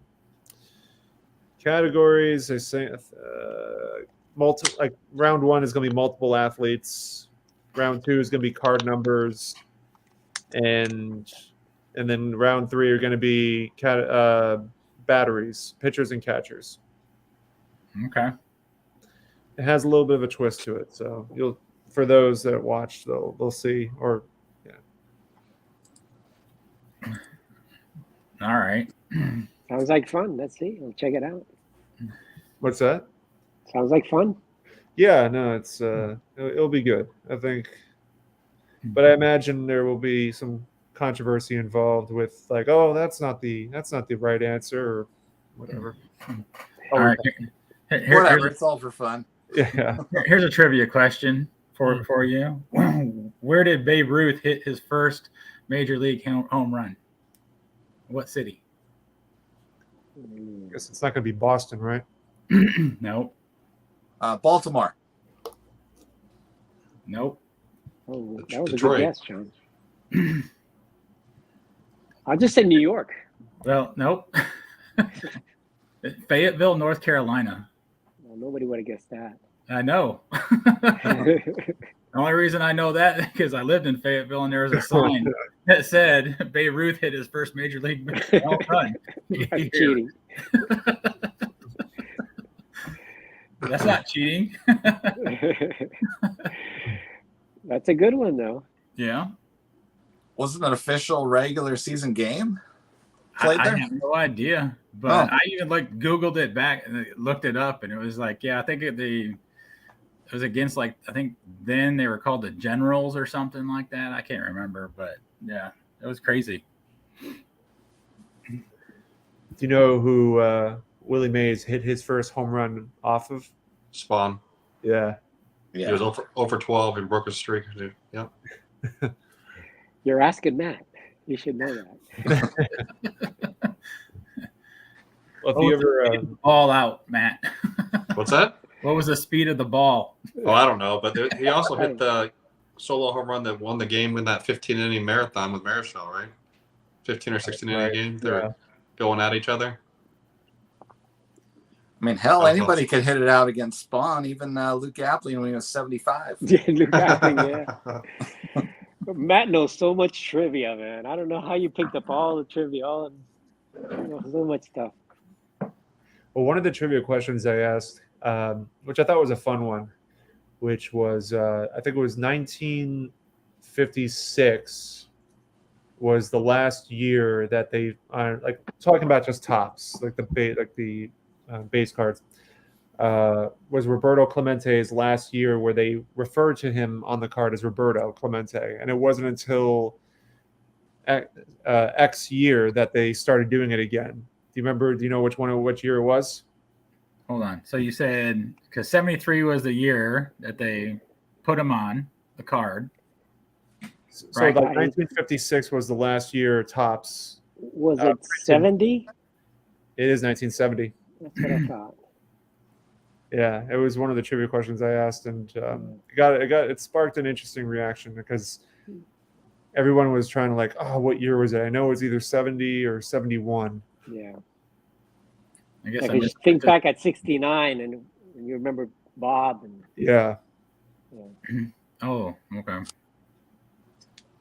In 57, they started printing Bob, and going forward, that's all it was for many, many years. Yeah, because I remember seeing that on the 58. It's on the 59 also. Oh, Yeah, Bob Clemente. Well, here's a 60. Here's a 61 with Roberto. That's a 71. 71 with Roberto. That's a sharp-looking 71. 71 with Roberto. It's miscut up top to bottom, but it's sharp. I pulled this from a pack. This is from my 71 set. Wow. But it's. I didn't send it to get grading, even though it's sharp. It's off center, top to bottom. You see that? Those still do that. Those cards still do pretty well.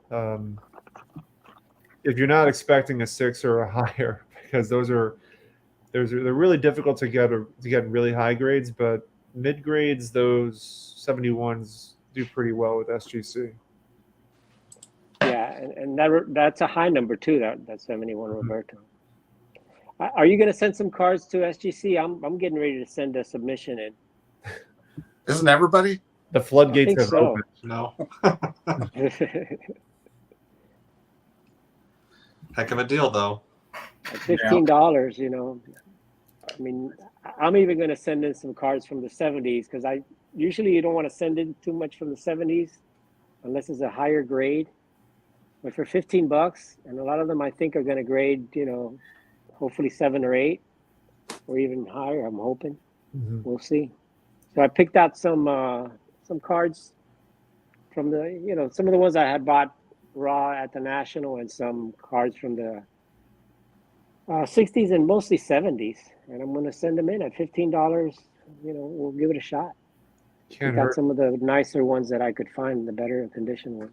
Anybody doing the $40 1 to 2 day turnaround? Nah, not really. Not for me. It's just not something. It's not something I need immediately. I can't see how they're selling any immediate things when the normal is so fast. Yeah.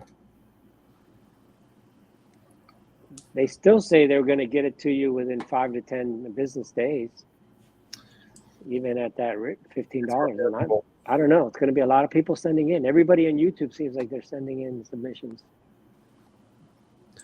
I think they were piloting that program. That's my guess, is that they were doing it at shows to see what the response was going to be. And clearly it was good enough for them to implement this new strategy. It makes me wonder if there's still a profit margin on that $9 TCG, or if they're just trying to break even to get more market share. I think it's market share on that one. Yeah, just like the 23 Tops Chrome, same thing. Just to get some modern. Yeah. Did you guys see the video that Peter put out? I did. Yeah. What got me from that video is, I started in 2018. Entry level position, yeah. Yeah, Yeah, and he did. now he's running it. I'm just like, oh Lord.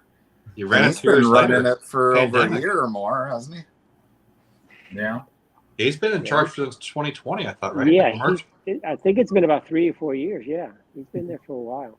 So he went from entry level to president in less than 3 years. Damn. Yeah.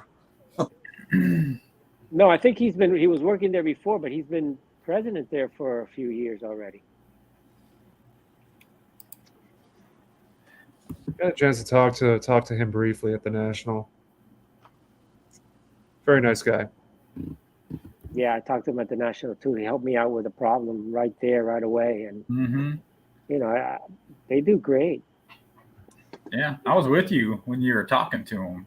That's right. Yeah, you were right there. Yeah. Yeah. No, let me tell you, I was very happy, and everything came out great, and that's why I'm going to send another submission. And I just think that he's done a great job.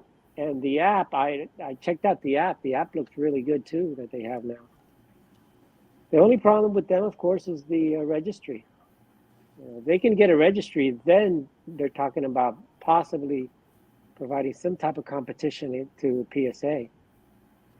But for me, I've got both. I've got PSA and SGC graded cards.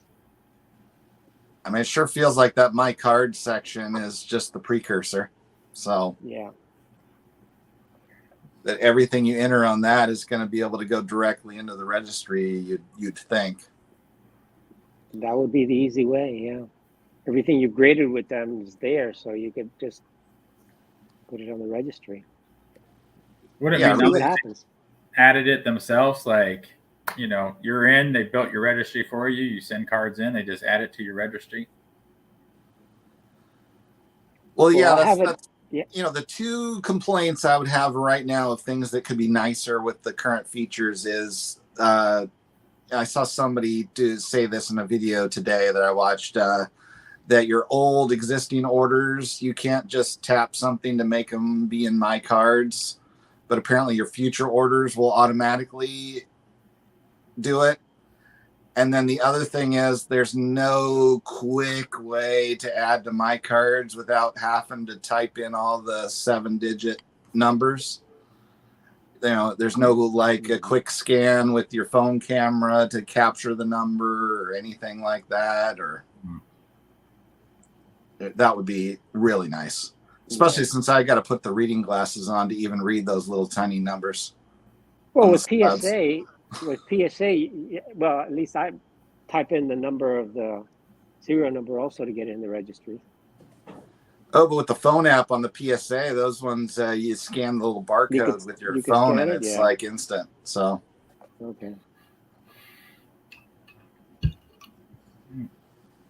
Hey, I got to take off, guys. So congrats, Dave. Thank you, Scott.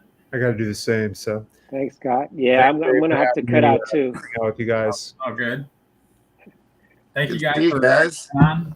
We hate to all leave, but Yeah, I got to head out. I'll So be listening, chatting. I'm not gonna chat. see you guys later. Scott, Yeah. it was nice having you on, even though I didn't get to talk too much to you, but thanks. We'll do it All again. right, guys. Yes. Congrats, Dave. Thanks, guys. Take I'm care. on the West Coast. I'll stay as long as you want, Dave. Well, my standard is about 3 hours, so we got another hour.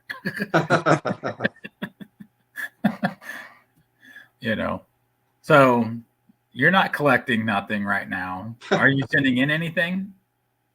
Well, I did recently sell my 40 play ball Walter Johnson since I got the strip card. So now, and I was gonna divert that money into a small SGC order. Then I was able to sell it in net after fees, $150. So Okay. Nice. So what's the new strip card? oh, the Walter Johnson, I've shown that a few times. The one you got early July, right? You haven't bought a card in Okay. almost like 2 months, right? Over 2 months, because you bought that early in the month. Yep. Okay. Yeah, I bought this early in the month of the National, Okay. early July. So, yeah. 2 months. That's very impressive. Before you decided that you're not going to be buying anything, what have you purchased anything in the last 2 weeks? No. Okay. That's where I decided, kind of watching the national videos from people, that I wanted to save my budget for next year's national for something big, and then I ultimately settled on Mr. Ruth. So Settled. Settled's an interesting word to use. The best one ever. Now, Yeah. So he's not going to get cheaper, is he? No. Well, because what we saw what was it? It's the Churchill. The Churchman cigarettes or whatever. Yeah, the Churchman one and the The Bulgaria. Sinella. Yeah, the Bulgaria, the Sinella. There's a few of them that are a little cheaper.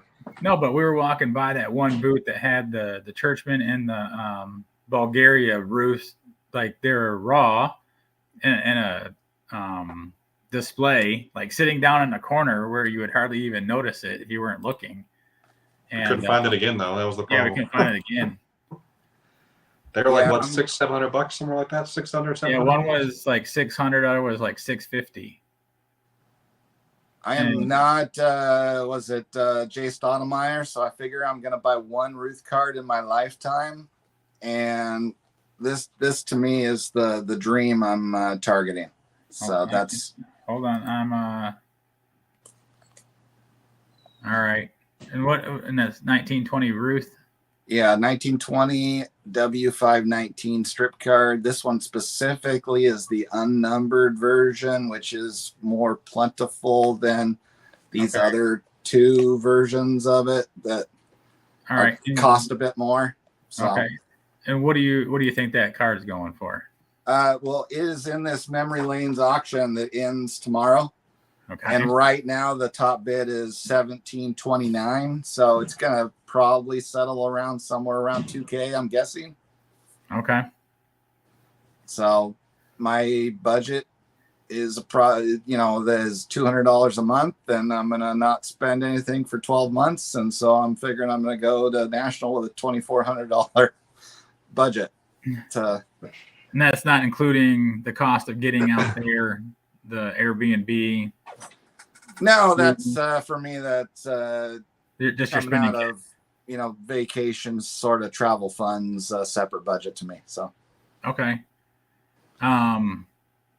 Like my wife went to Taylor Swift concerts out of that budget. Well, yeah, my daughter wants to go, and I'm like, no, not for that cost. So hold on, January is your Disney trip. And, yeah. You're gonna, if there's any money left out of that funding, you taking that and putting it towards the national? Well, thankfully we've got our place we're staying already booked by a friend who's kind of doing it. They have a lot of timeshare points, and they got us a timeshare down there because during all the year of the kids doing homeschooling, we took her kid at our house that whole year. So she's kind of doing that as a gift to us then to give us a week down there.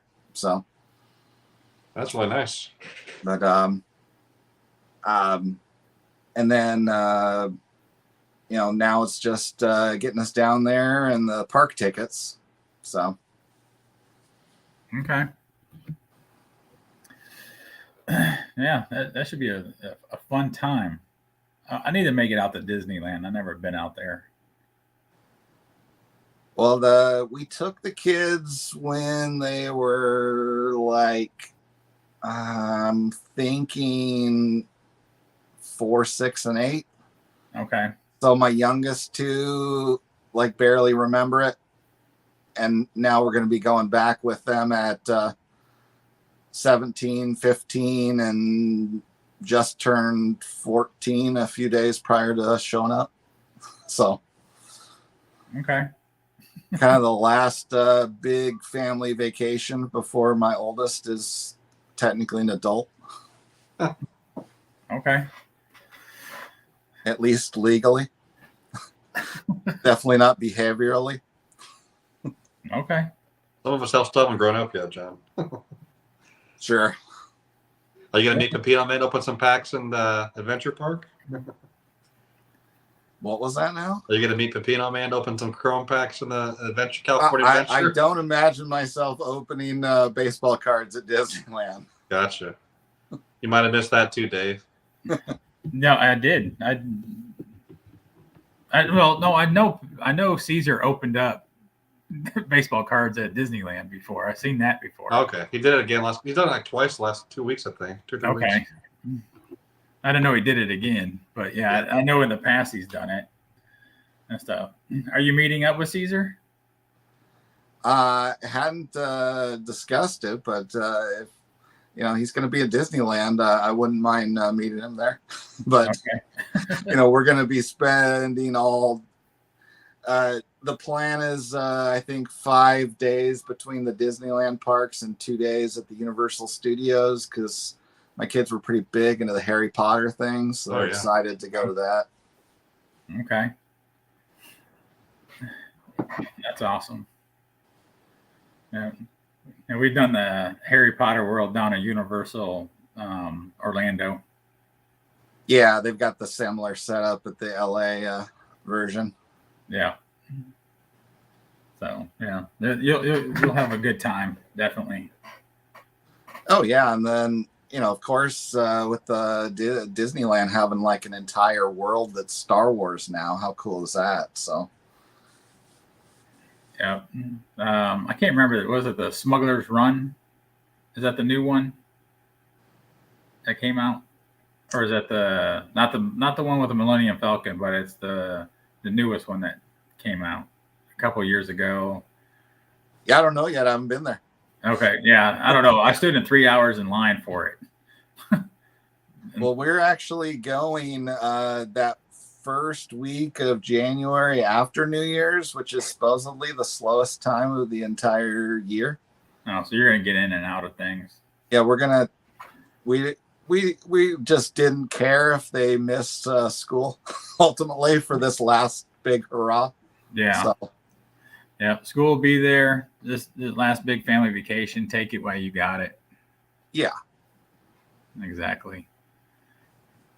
I guess no, like so. Enough about travel and Disney stuff. I guess get back to cards and stuff. So Matt, what is your plans for inside your new room? Like, because you got the bare walls behind you there. Like, I know it's moving slowly. Like, what do you got planned? Like, can you give us a picture of what you got planned for in there?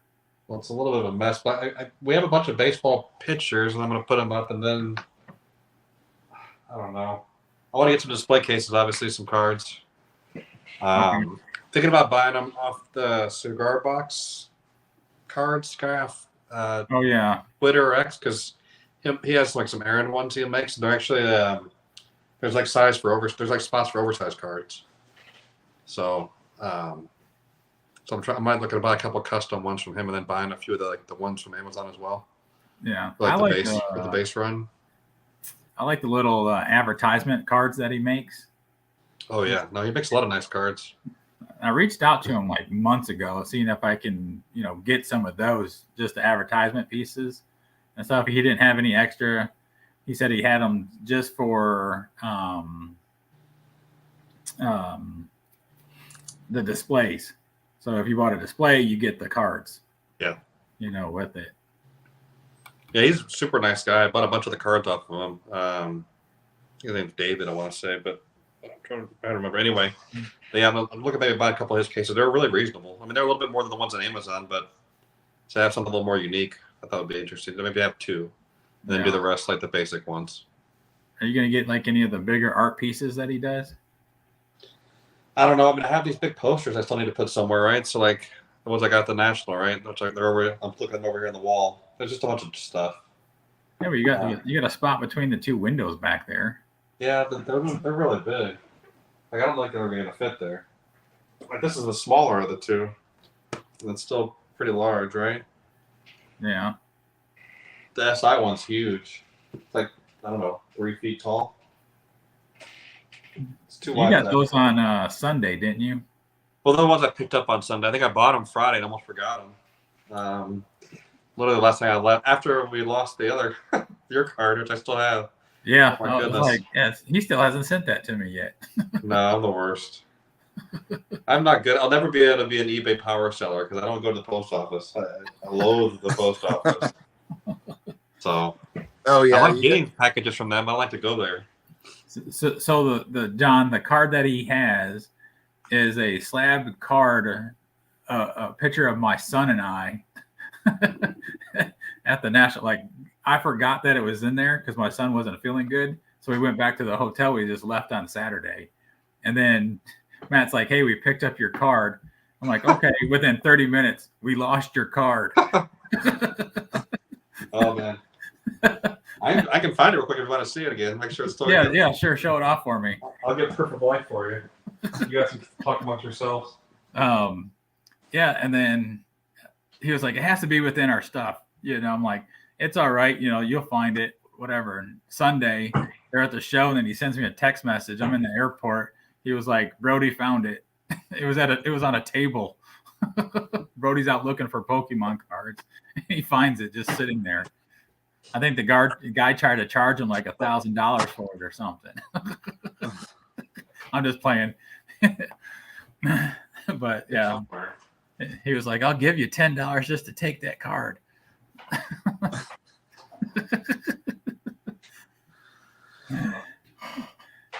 He lost it again. I mean, how much of a mountain of pickups did Matt buy there? I mean, how much did he get? Yeah, considering his normal volume of purchases every month, I can. I don't like it was like he was picking up some odds and end stuff. Like we first walked in, like my son and I, we got in because we stood in the right line to get our VIP passes. And then we're already on the showroom floor for like 30 minutes, and then we walk after Dom gets in. We meet up with Dom, and then we walk back out into the lobby to meet up with Matt and Adam while they're at the booth waiting on their gift bags after they get their badges. And then we walk inside, and then not even 5 minutes we're in there. I'm like, "Hey, Matt, check this out. Check this out." And he's already buying Hank Aaron stuff that I'm pointing out. I mean, he was like, "All right, I'm taking that," because it was like that. It was that Hank Aaron reel that was still in the plastic and the cardboard behind it that he got, the record, and that print. That was like within the first like 5 minutes of just walking on the showroom floor for him. 1 minute, probably more likely. It was really fast. It was the first thing I saw. Like Sarah's like walking over, like, "Here, check this out." It was crazy. I can't find it, Davis. Oh, here it is. He found it. I found it. He's gonna lose it again. No, I'm gonna put it over here. I'm not sure. Is your son watching? Is Grace in there or no? He's in bed. Okay. Oh, hold on. Here we go. Here's his Fortnite gift card. Yeah.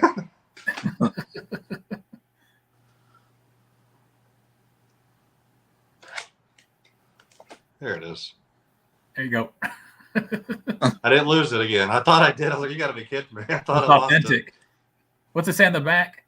There you go. There's advertising for PA, but it's cool because it's got the national on it. I felt really bad. I'm like, at least I sent you the picture, so we're like, I'm trying to figure out a way to get it made again. But yeah. Oh my goodness, we have it. I have it here. Yeah, that's good. I got some other things for you too. I had to leave in the drawer, but let something be a surprise. Okay. Oh, that's kind of awesome.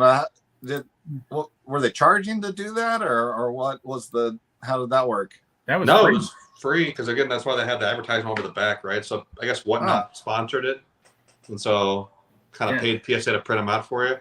But it's just a nice memento to have, right? Yeah. Oh, yeah. So after you got done, they printed it off, and you can actually sign it yourself if you wanted, or write anything you wanted on the picture, and then they just take it and put it in a file, and they just tell you come back a couple hours later, and it's already slabbed for you. I got ours here too somewhere. And then apparently, so if I do that next year, can I get that and then walk it over to SGC and see if they'll cross it for me? Well, I know Topps was doing something too. I didn't know Topps was doing a card either. Yeah, we tried to do one right after Ty bought the Cobb, but he can't see it. Like he was holding it the wrong angle, so you can't see his Ty Cobb card, but he's got it in his hand there. So my family. Sweet. But yeah, it's just a fun little keepsake for free, right? You don't get much for free these days. Not at the National. Yeah. That's the. Anyway, I'm glad Brody saved me because I felt so terrible that like I really didn't enjoy that baseball game that night because I was just like I felt so bad. I was like I can't relax. You know, I kind of wish they, you know, who makes this here? This was who was this that made this? Oh, BCW. I wish BCW would have had a bigger one of these. You could put that slab in it, you know. Oh yeah, that was like a little keepsake that came in the VIP bag, right? Yeah. Yeah. But I'm thinking about I got to print off the picture of the 6 of us together, and then send it out to everyone. You know, because I'm hoping next year, you know, we do another group photo and stuff, and then just have them, you know, out. I think it's something. Hopefully, we get some more people to go next year. I mean, right now we're not at the 12 of 12 I was hoping for. Well, and obviously more, but I mean, I don't think ultimately we'd have trouble filling the house at the end, but no, I'm not worried about the house. Just hoping everyone can go, right? Yeah, it'd be awesome if we can get our whole text group to actually go. So what's your count right now, Matt? Like, what's the? I mean, no one's come back. I'm gonna send an extra reminder. I meant to send a reminder today because I kind of set like that deadline for next Friday. But right now, we're still at 6. Okay. I mean, 6 of the 12 of us, like the 12 people in the chat. Yeah. Okay. So who did you lose from last year's attendees since I added? Man, I don't want to throw it under the bus, but Dom hasn't committed. I think he's got other shows he's looking at going to. Come on, Dom. Yeah, I don't think Dom. I don't think Andrew. I don't know. I mean, that was the one flip was Dom and then John in for Dom basically right now. It's kind of where we're sitting unofficially. So we'll get it. No, but it'd be great. I mean, you're gonna love it, John. I can't wait. You're gonna have so much fun. The hard part of now is you have to make sure this is gonna be in your vacation budget every year because like once you go, you won't be not want to go to any of them. Trust me. Oh yeah, I'm fully expecting to want to go every year. Yeah. So, and unfortunately, I don't think it's ever going to be on my side of the country. I mean, maybe. I don't know. We're talking, Dylan and I are talking maybe try to do that Burbank show. I'm not sure how far. That's still a long way from you, I realize, right? But it's on at least the right part of the country. Because they do that 2 or 3 times a year now, right? The Anaheim show or Burbank show, whatever it is. Yeah, I don't think that's too much of a delta for cost for travel for me down there. You know, if they were going to do it somewhere to make it cheaper for travel, it'd be Vegas, baby. Yeah, that Mint Collective was not very good, right?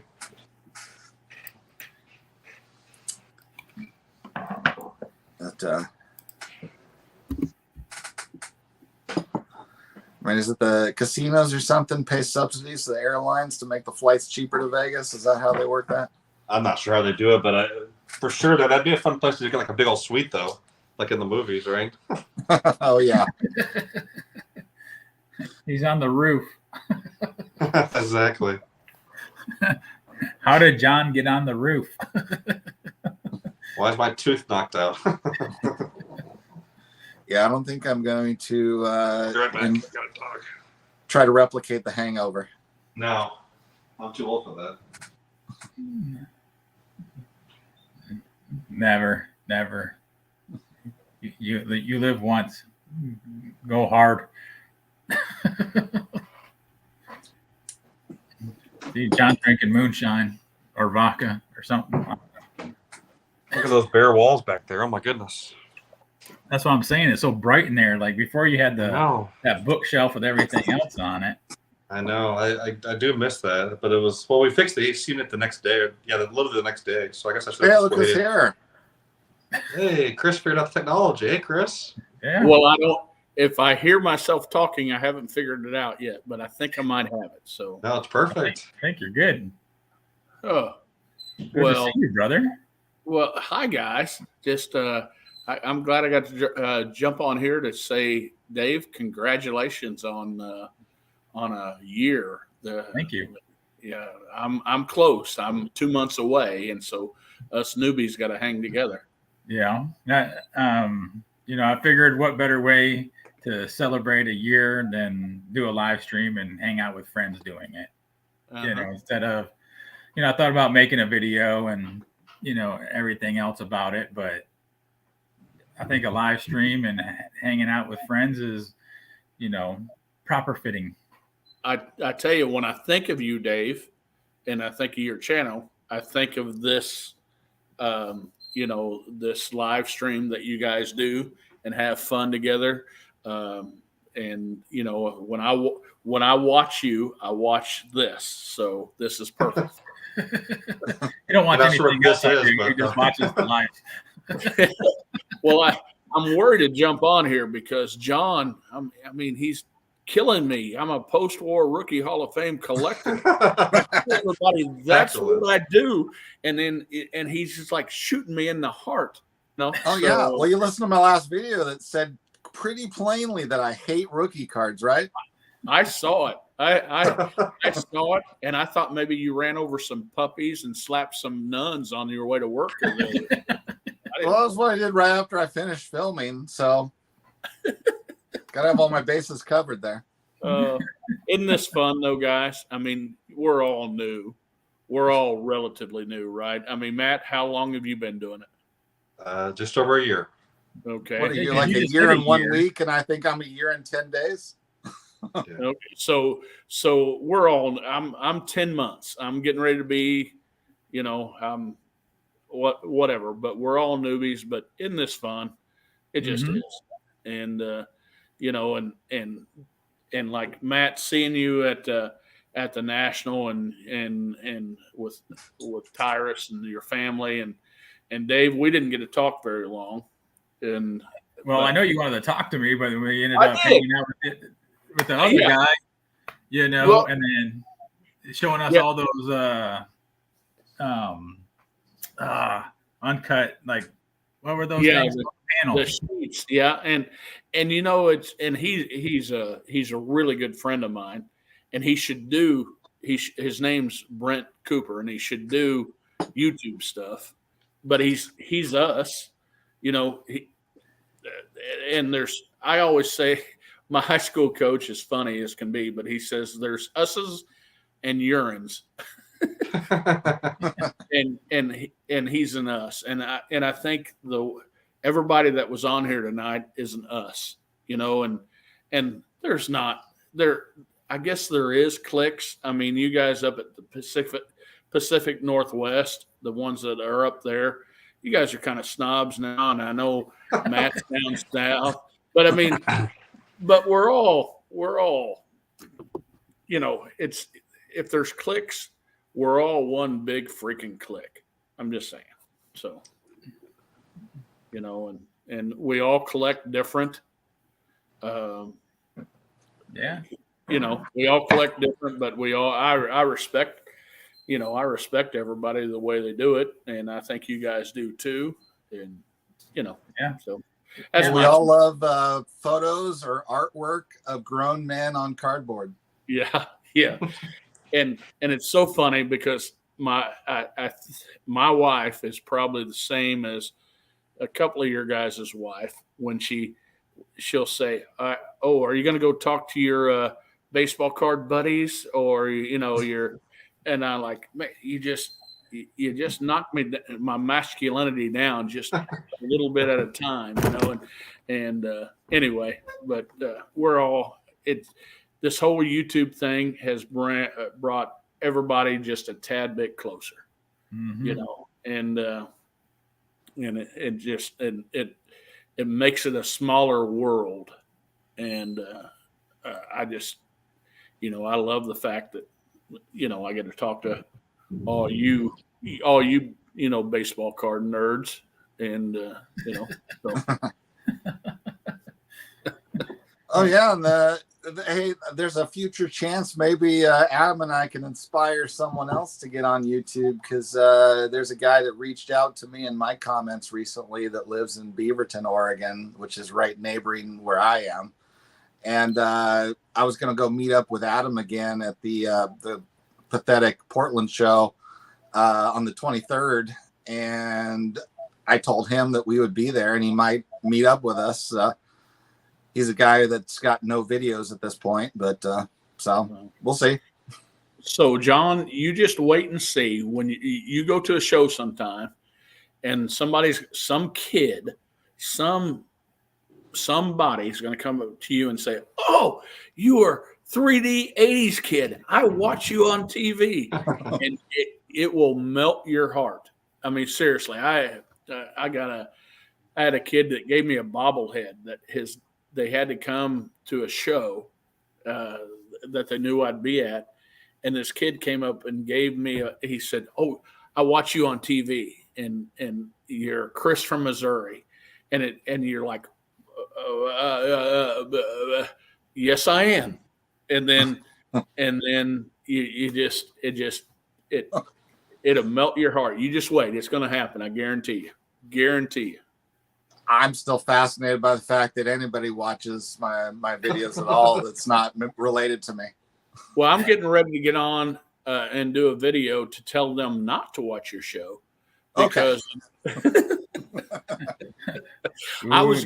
didn't want to tell you this, but I had a couple of the Bowman 49s or the Leaf cards and the rookie cards, and I was sending them your way until I found out you hated the rookie cards. So well, it's just maybe I haven't been exposed to them enough, Chris. So maybe I'll take them. I'll take them.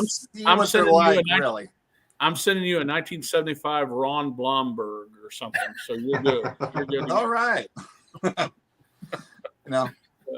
So you don't want to send me some of those ones that have the 5-year-old coloring patterns on them? Is that so that's been one of my favorite things this year. And Dave, I appreciate you answering the question that I had. And I was actually serious when I asked that question, like what was, and I know I caught you off guard without thinking about it, but we've all been in it a year, right? I mean, I don't care. 11, 12 months, 15 months, it doesn't matter, right? We've all been in a year. And, I think back and I think about what's the favorite thing I've ever done. And it's actually pushing play and just recording stuff, because I've been able to make friends with, people everywhere. I never would have done that if we hadn't done that. And Matt and John, Dave answered earlier. What's your guys' favorite thing that's happened over the last year in this hobby? Well, the first thing I want to state, I can see why your daughter needs to help you, because pressing play is how you watch videos. It's record that actually records them. So. Yeah, but pushing play gets you started. You can record all you want to, but if you don't push play on that thing, it ain't nobody else going to see it. So if you want to push record, you go ahead and push record, but nobody's going to see it if you just push record. So you got to push play. Well, I definitely have to say my favorite moment is when Chris begged to be on my channel. So that was awesome. Well, but, $20 wasn't doing me any good. So, But, honestly, it's, getting to talk with everybody like this, like Dave said, it's, that I feel like that group chat we made with all the other guys is like, building friends for life here. So it's, it's the relationships at this point that we're forming. Okay. So I'm going to stop you there. My funnest memory of you this past year is when we were in the whole doing the decades cards, and you kept popping in. putting your 2 cents in, and you got baseball collector, like, and that was hilarious. That was so fun. So anyway, it still boggles my mind that I did that, and I kept arguing with him directly, even, and he was so exasperated. He was so bad. It was great. Because that's the guy that's just like, there's still a little bit of an aura to me. I haven't met him directly, so actually being on the show, that was really one of my first views of vintage cards ever. Was watching Golden Age of Cardboard. Now actually being on the show, that's still surreal to me. Right. And I can't tell you how many times I get from young, or not young, but new guys, and like, what kind of person is he? And, am I going to make him mad? Or, that kind of stuff. But that time, you hijacked that channel then. I'm just saying, you hijacked it. And I'm not going to forgive you for it. But so again, this isn't my channel or my show, but Matt, how about you? Your first year? Oh man, I don't want to just repeat the same thing, obviously, right? But I was just meeting all the people, right? And I came into this like via Eric, right? Those back pages, kind of selfishly wanting something to have some kind of record of like Ty and I hanging out together, talking about the cards that I enjoy, etc. But then I was like I said, in my 1 year kind of anniversary video, like I was way wrong. It was all about meeting all you guys, right? So like going to that national, and that being my first national, Ty's first national, that was incredible. I wish everyone could have won. That's the main thing, right? That's the only thing that was disappointing, that I couldn't afford to just fly everyone that I wanted to fly there and make it happen, right? Right.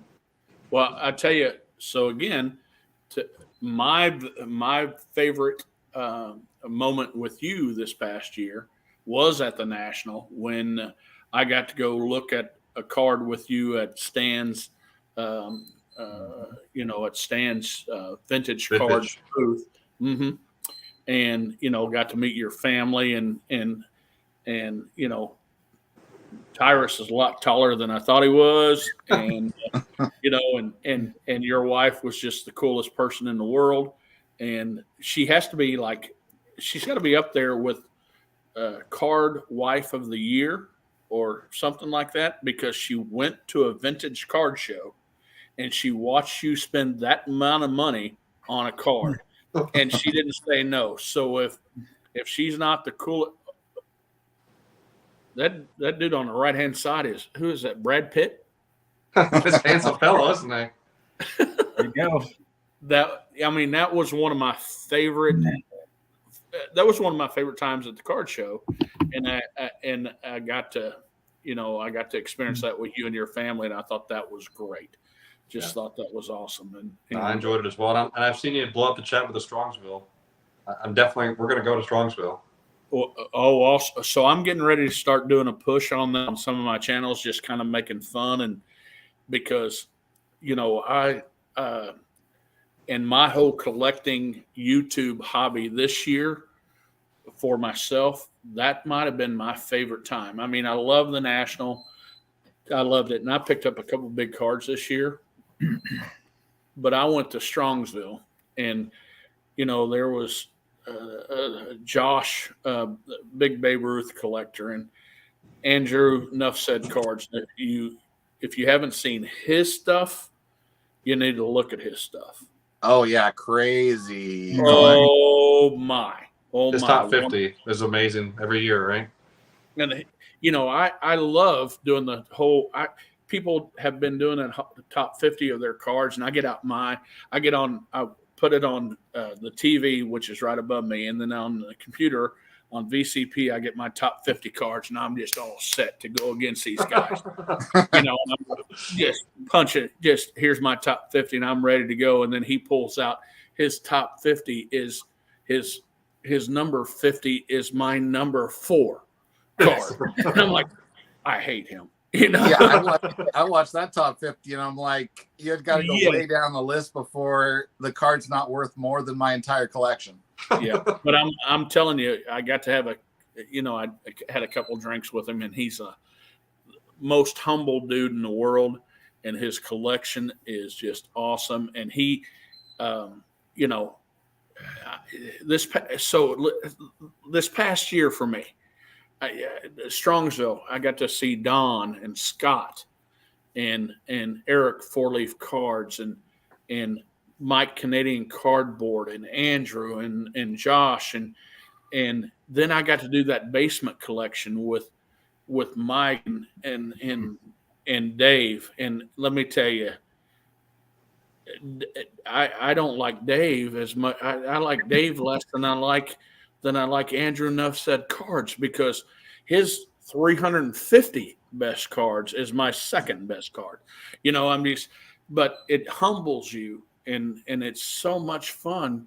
We don't, we get to talk baseball cards with grown men, and it's just, so I'm glad everybody's had a good first year. I mean, this is our first year. We're all right. I mean, everybody believe that? Yes, sir. Yeah. It's crazy, being a year, but it feels like we've been on longer. I feel like some of you have been on longer than I have. I mean, just for you, Chris, I mean, I feel like you've been on for like last 3-5 years. John, I feel like he's been on for a couple years. Same with Matt, and I'm just like, dang, a year. I'm like, holy cow. But I mean, honestly, if I didn't make the connections, I don't think I would probably still be here doing this. Yeah, but and as hillbilly talk as I can get, you ain't going nowhere. Right? I mean, we're all. I mean, how many videos have you done? I don't even know. I probably did more lives than I've done actual videos. No, right. But you don't regret any of them, right? I have one that I hid that I don't care for. I think it was the pet peeves video, the VR. Right. For Mike, right? For Mike, yeah. I think I was just starting out when I did that one. I think I just came off sound like a complete ass. So I hit it. I don't have anybody watch that one anymore. Well, so I did not. So I got a jump start, like a volt of energy from Mike when he talked me into doing a video and he brought me on, but he did that pet peeve thing. And I had just talked about not doing anything negative. I'm here for fun. I'm not doing anything negative. So I did not do the pet peeve for the hobby video for Mike. So that might have been the worst thing for me. But so what do you you three? What would you say out of the year? What was your best video that you did? What do you think, in your opinion, is your best video? I'm older, so go to somebody else. So my no, it's all three of you. You can answer whenever. Okay, let somebody else go before me. Well, I don't know about best, but the one that sure as hell took me more time to make than anything else was that July recap video I made for collectors. The national. That sequence alone, I had to get all of those videos downloaded, extract the little clip from each one, and then compile it. Oh, I spent as much time for that 40-second clip as I had spent on any previous video. Just because I got so obsessed with the idea of putting that montage thing together.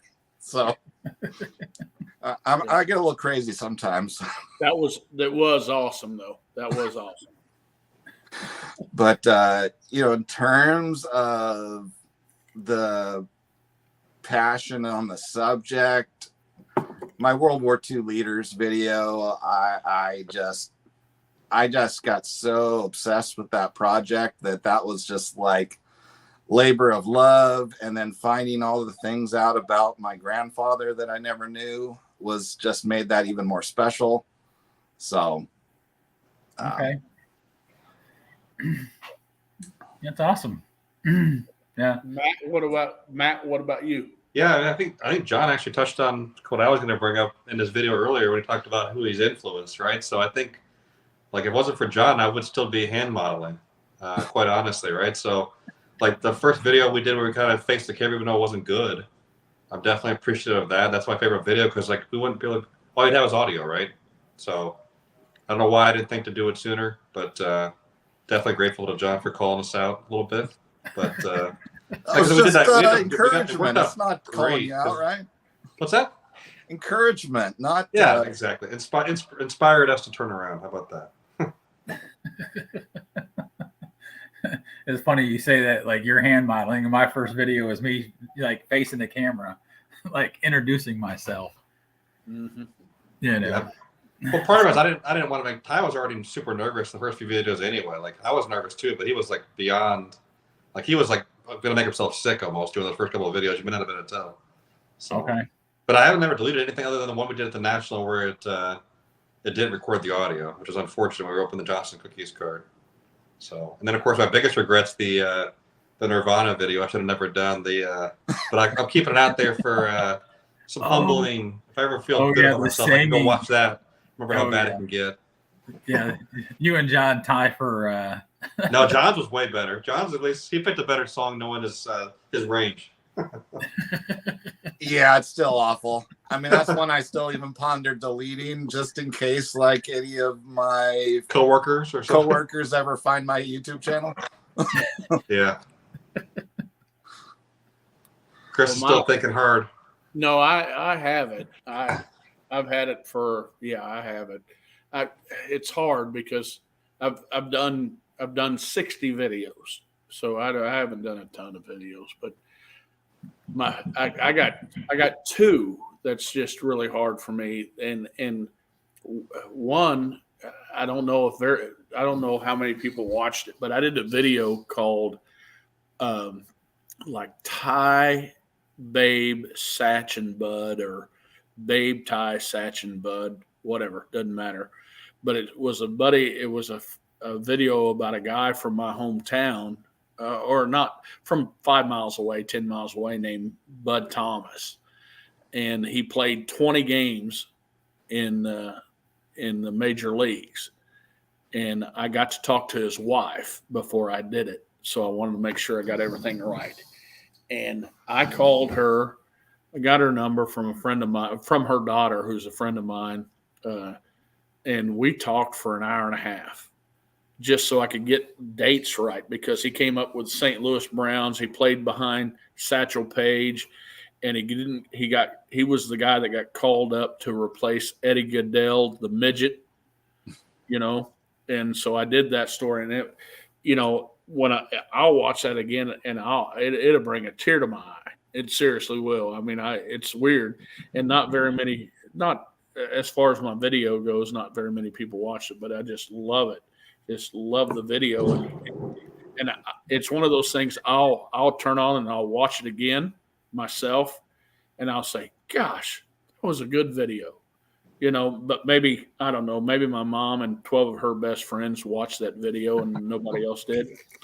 But the other one, and I seriously mean this, is when I did that basement collection thing with Mike Baseball Collector and Billy STL Puckett, or Billy Balding, and my friend Brent Cooper, when we were doing Dave Blue Jacket 66, and I sat there, and I don't think I don't know if the rest of the guys got it as much as I did, but we were going through somebody else's stuff, and it was Dave Blue Jacket 66, who's an icon. And I will go on here and tell you that me and Dave, you put our collection together, we have the best collection on YouTube. When I say that, just like Joe Klein was interviewed one time and said that he and Larry Bird combined for 62 points. He had 2, and Larry had 60. So Exactly. I'm just telling you that me and Blue Jacket 66 have the best. Just Dave's collection is amazing. But we were going through his dad's stuff, and I sat there and I took it in a little bit more, I think, than everybody else. I don't know if than everybody else, but I treated it going to stuff just different, because I'd look at something and think that, man, Dave's dad owned this, and it was like my dad owned this, and I'm going through his stuff. So I did a video on it, and I can't believe I got the chance to do that. And I think about it, hell, I'm almost teary-eyed about it now. So screw you, Dave. And those auctions have been fun, right? I've enjoyed the auctions. I've won something every week. And they're JT's doing a great job on that, and I really appreciate the fact that Mike thought of me, when he was able to do that. So anyway, that's my 2 cents. So sorry. No, I think my favorite was my 42-second VR. You got to break that record. I know. Double VR. 42 seconds. The double VR, and I don't know. Maybe I should try to figure out how to do one in 21 seconds. That is something for Clemente. So, I have to get off here in a little bit because I'm about to run out of gin. But has there been anybody that you've got to meet doing a video or doing something that they were, and it doesn't matter because it doesn't matter, but anybody a lot better person or better? So I'm gathering what you're saying is like, have we met anybody that we thought was better in person than we thought they were on? Yes. Yeah. That's it. Yeah. I would, for me, meeting Dave Blue Jacket and Eric Back Pages was like, they're so humbling. I thought, they were going to be a little bit more, how like Dave is, he's a little bit snarky, and Eric's a little bit like that too in his. But Dave's not a little bit snarky. Dave is snarky. Yeah. But hey, if your collection's that good, it's not snarky. Yeah. But I'm saying like those two, for me, like they were very humble, in there. Yeah. Yeah. Great guys. Both of them great guys. There's some I wish I would have like actually got to talk to, and I didn't get to at all. Right. So. Well, I'm sorry. I don't mean to hijack, but nope, hijack away. That's what this is, Unprepared in Life. I'm going to use Dave Blue Jacket 66 as well, because at this last national,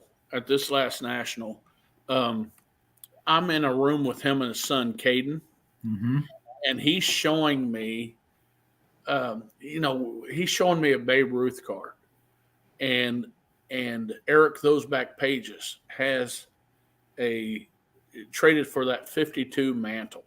Yep. And they're both looking at it and talking about it and just watching, treating it with like they're curators. And there's a guy that comes in and it doesn't matter. He's showing a 1974 Harmon Killebrew card. And because Dave said, what'd you pick up at the show? And he says, I got this 1974 Harmon Killebrew.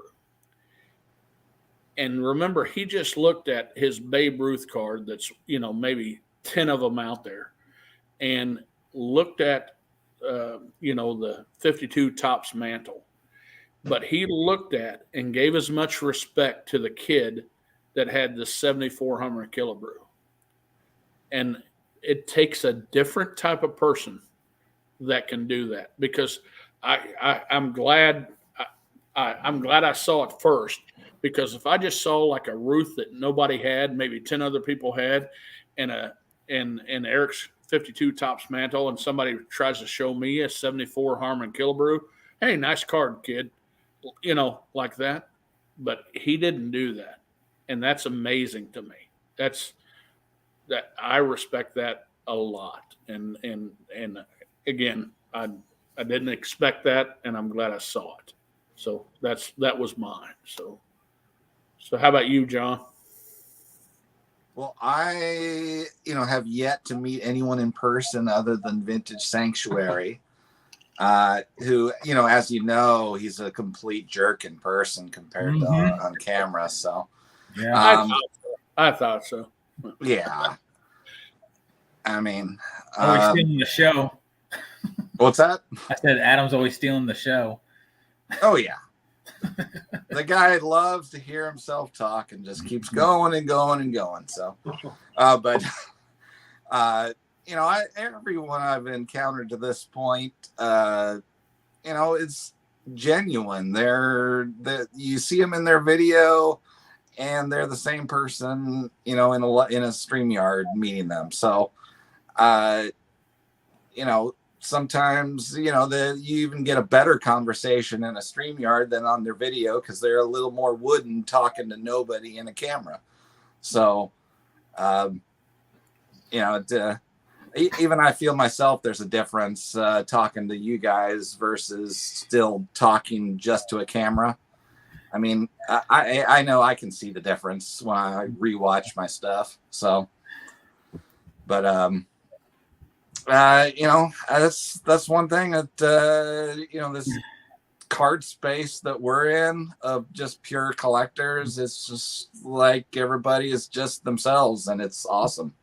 But I do want to point out that regarding Blue Jacket 66, that video he made where he's in the safety deposit box area with the 5 mantle cards. He's just dropping them. He's just pitching all these other cards out of the way that aren't the ones he wants to show. And it's like, oh my God, look at these things. I put that big on my computer screen. I did slow-mo and zoomed in on all the ones he was pitching away. And it's like, Jesus. Yeah, no kidding. But again, he's also pretty humble. You've never heard him come out. I've heard him come out and say, "You'll never see this again." But when he says you'll never see this again, he's the only one that has the stuff. Exactly. And that just means he's not going to get them out again, Yeah. So, but I'm going to tell you what, the respect I have for him, and the just the way he treats everybody and the cards, he's just different. He's just, hey, look who's here. Yeah, Mike's here. Oh, great. There goes the neighborhood. So, Matt, put Mike on here. Tell Mike to get on. Well, Matt, I always invite Mike, and I think he's dealing with pain from the shoulder surgery. He's medicated. Oh, he is not. He is not. He's making plenty of videos. He said the other day he wasn't even taking any painkillers anymore. Yeah, well, wait till he starts that physical therapy. And he lies. He's really left-handed. He doesn't do that. So Matt, what about you, bub?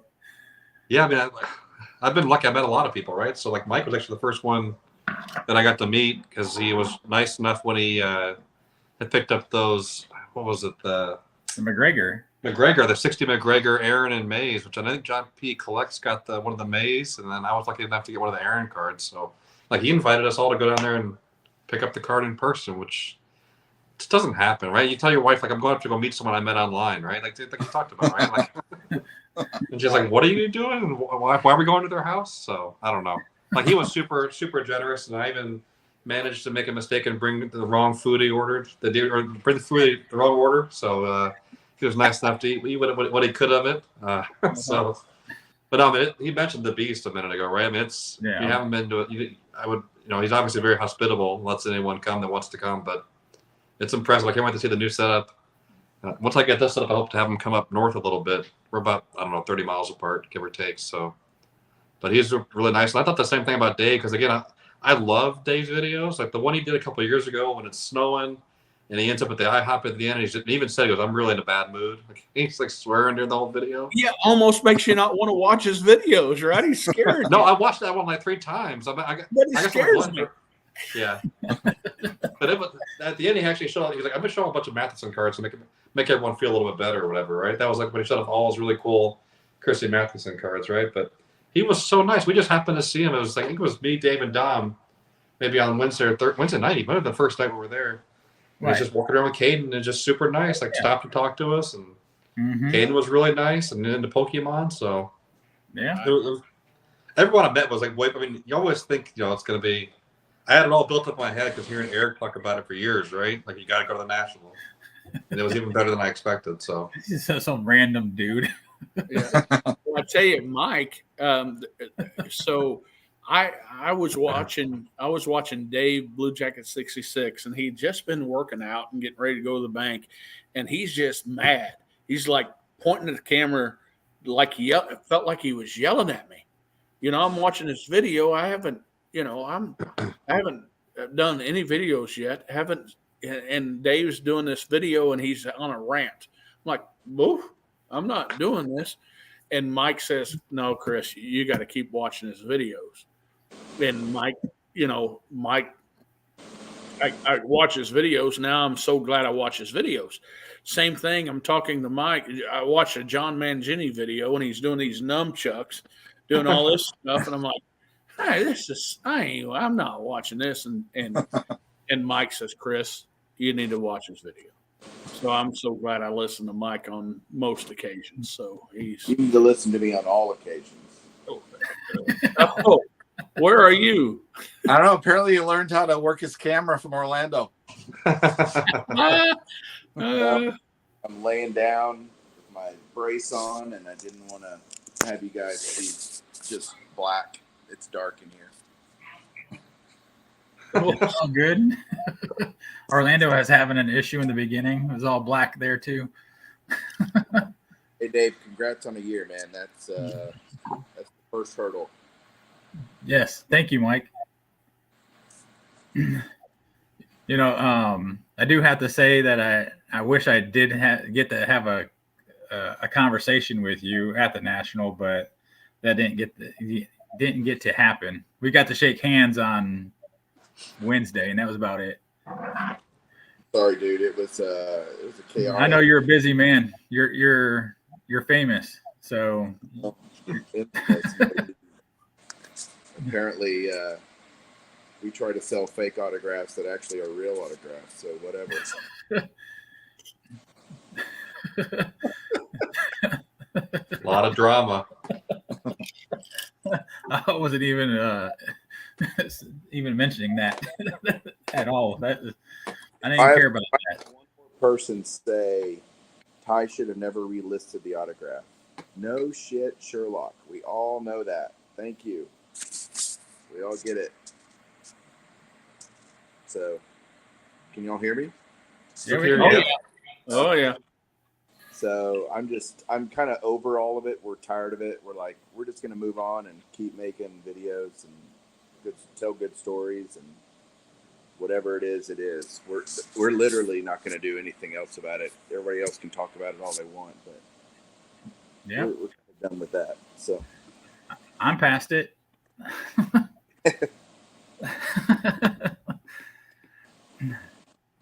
I didn't watch the SCR live stream. I for one am not going to pick up a rock auto from anybody anymore.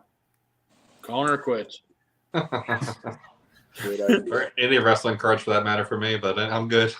Oh nope, Harley Race. I got to get a Harley Race card, so okay, then I'll be good. I just try to steer clear of all those channels that their whole energy is expended trying to tear other people down. Mm-hmm. Here, Like here. Matt does that all the time. I'm so tired of it.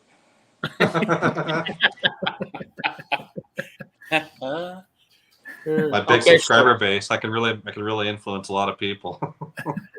So Mike, you're on here late. Are you going to go to Strongsville? Yeah, I'm planning on it in April. I tell you what, get some big hitters like Mike. It's going to be good. Going to have a good time.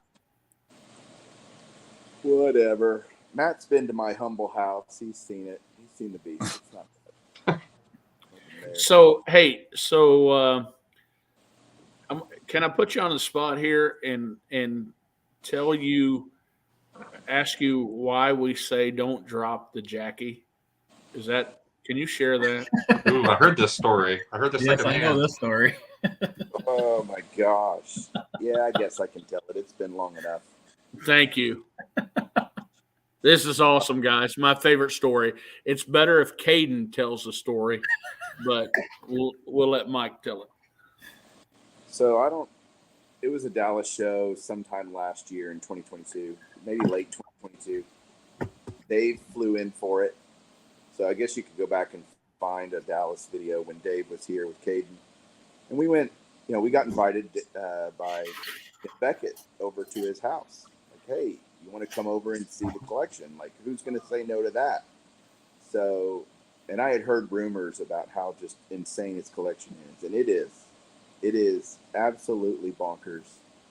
So Dave and I and Caden go into the room. We tell Caden, like, hey, don't touch anything, man. Just stand there. And so Dave and I are looking around at all these huge cards. I mean, absolutely gigantic. After a little bit, I go up and I reach up. He has them kind of like in a case, where they're almost like they're magnetized into they have something where, whether it's static electricity or something, holds them up on the wall and up just above my head height. And I'm a tall guy. I'm 6'2". So for me to have to reach up for a card it's up there. It's like 7 feet in the air. I reach and grab it. It's a BVG 7. Everything was Beckett graded, of course. It was a BVG 7 49 Bowman Leaf Jackie Robinson. You're talking $100,000 card plus. And I reach up and grab it, and it slips out of my hand, and it crashes down in slow motion, knocking cards along the way, and hits the ground. And I go to grab it, and I kick it across the floor. I'm telling you, I was like, holy crap. Dr. Beckett's about to kill me. And then I thought, oh my gosh. And Dave's over there just like, white as it goes, hands over his head, like, oh my gosh, Mike, you did not just pop that card. And I'm thinking, God, you break it, you buy it. Julie's going to kill me because I got to buy this Jackie card. Luckily, two things happened. Number one, BBG cases, you may rag on them, they're like tanks. That thing wasn't scratched, dinged, anything. And I hold it to Dr. Beckett, looks down and he's like, well, is it okay? And I said, yeah, it's fine. And he looks at it and he goes, all right, put it back. And he couldn't have been greater about it. But Dave thought we were about to get kicked out. Oh my gosh, we're never going to be invited back. I've already been invited back, so I know that's not true. But he couldn't have been better about it. Like, I thought if it was my card, I would have get out of my house right now, go away. He was so cool. So, but hearing Caden talk, Caden went, I didn't touch it. Oh, don't drop the Jackie. Don't drop the Jackie. That's the inside joke. Is that next year's national T-shirt, Mike? Don't drop the Jackie. It could be. That would be pretty funny. I said it in the basement of Dave's dad's house. Don't drop the Jackie. Oh, we lost him. Bad connection. Where's he at anyways? So Mike's not here, but isn't he he's the Mount Rushmore of the YouTube stuff for us, right? Yeah. Yeah. Oh, That story never gets old. I love it. I love it. We should see if Scott Reindeer Studios can do up an image of. I didn't think it was that bad of a story. I must have screwed up. I hit something, I think. You on it, Chris? What's that? You on that idea? I think it'd be awesome. I think surely he can come up with it. And you could have Dave pointing toward the card and Caden going like this to Mike. Yeah, I think there could be a good video there. No, I'm glad it wasn't on video. I'd be laughed out of the community. I wouldn't. I'd be like, you don't know what you're doing. Well, you went out, Mike, and I said we should see about getting Scott Reindeer Studios to do up an imagery of it. Oh, now that would be funny. Yep, I'll pay for that one, Dave. So who else been on tonight? Orlando, Sammy Thunder, Scott Reindeer Studios, Stuke, Jake, Legends Never Die. There's a lot has been in the chat. There's been a ton in the chat. Bunch of losers. Yeah, okay. That's good. I'm glad Chris is here to liven up the joint. Well, the last time I invited Chris on, he had technical difficulties. So, but I'm learning. I'm learning on now. Yeah. Yeah. So, Mike, we've been talking about this. Different because Dave's been on here a year and who's got him started and all that kind of stuff. I was an assistant coach my very first job for a guy named Larry Littrell in Missouri. Okay, he's a basketball coach, and they call it the Larry Littrell tree. And he talks about he's gone now, but he talked about who coached underneath him, who coached underneath him, and they had a tree. He had me and then 4 other guys underneath me. Who's your YouTube tree? Who did you get started, and who did they get started that you really know of, that you're proud of? And again, I know I'm your favorite, so don't mention me.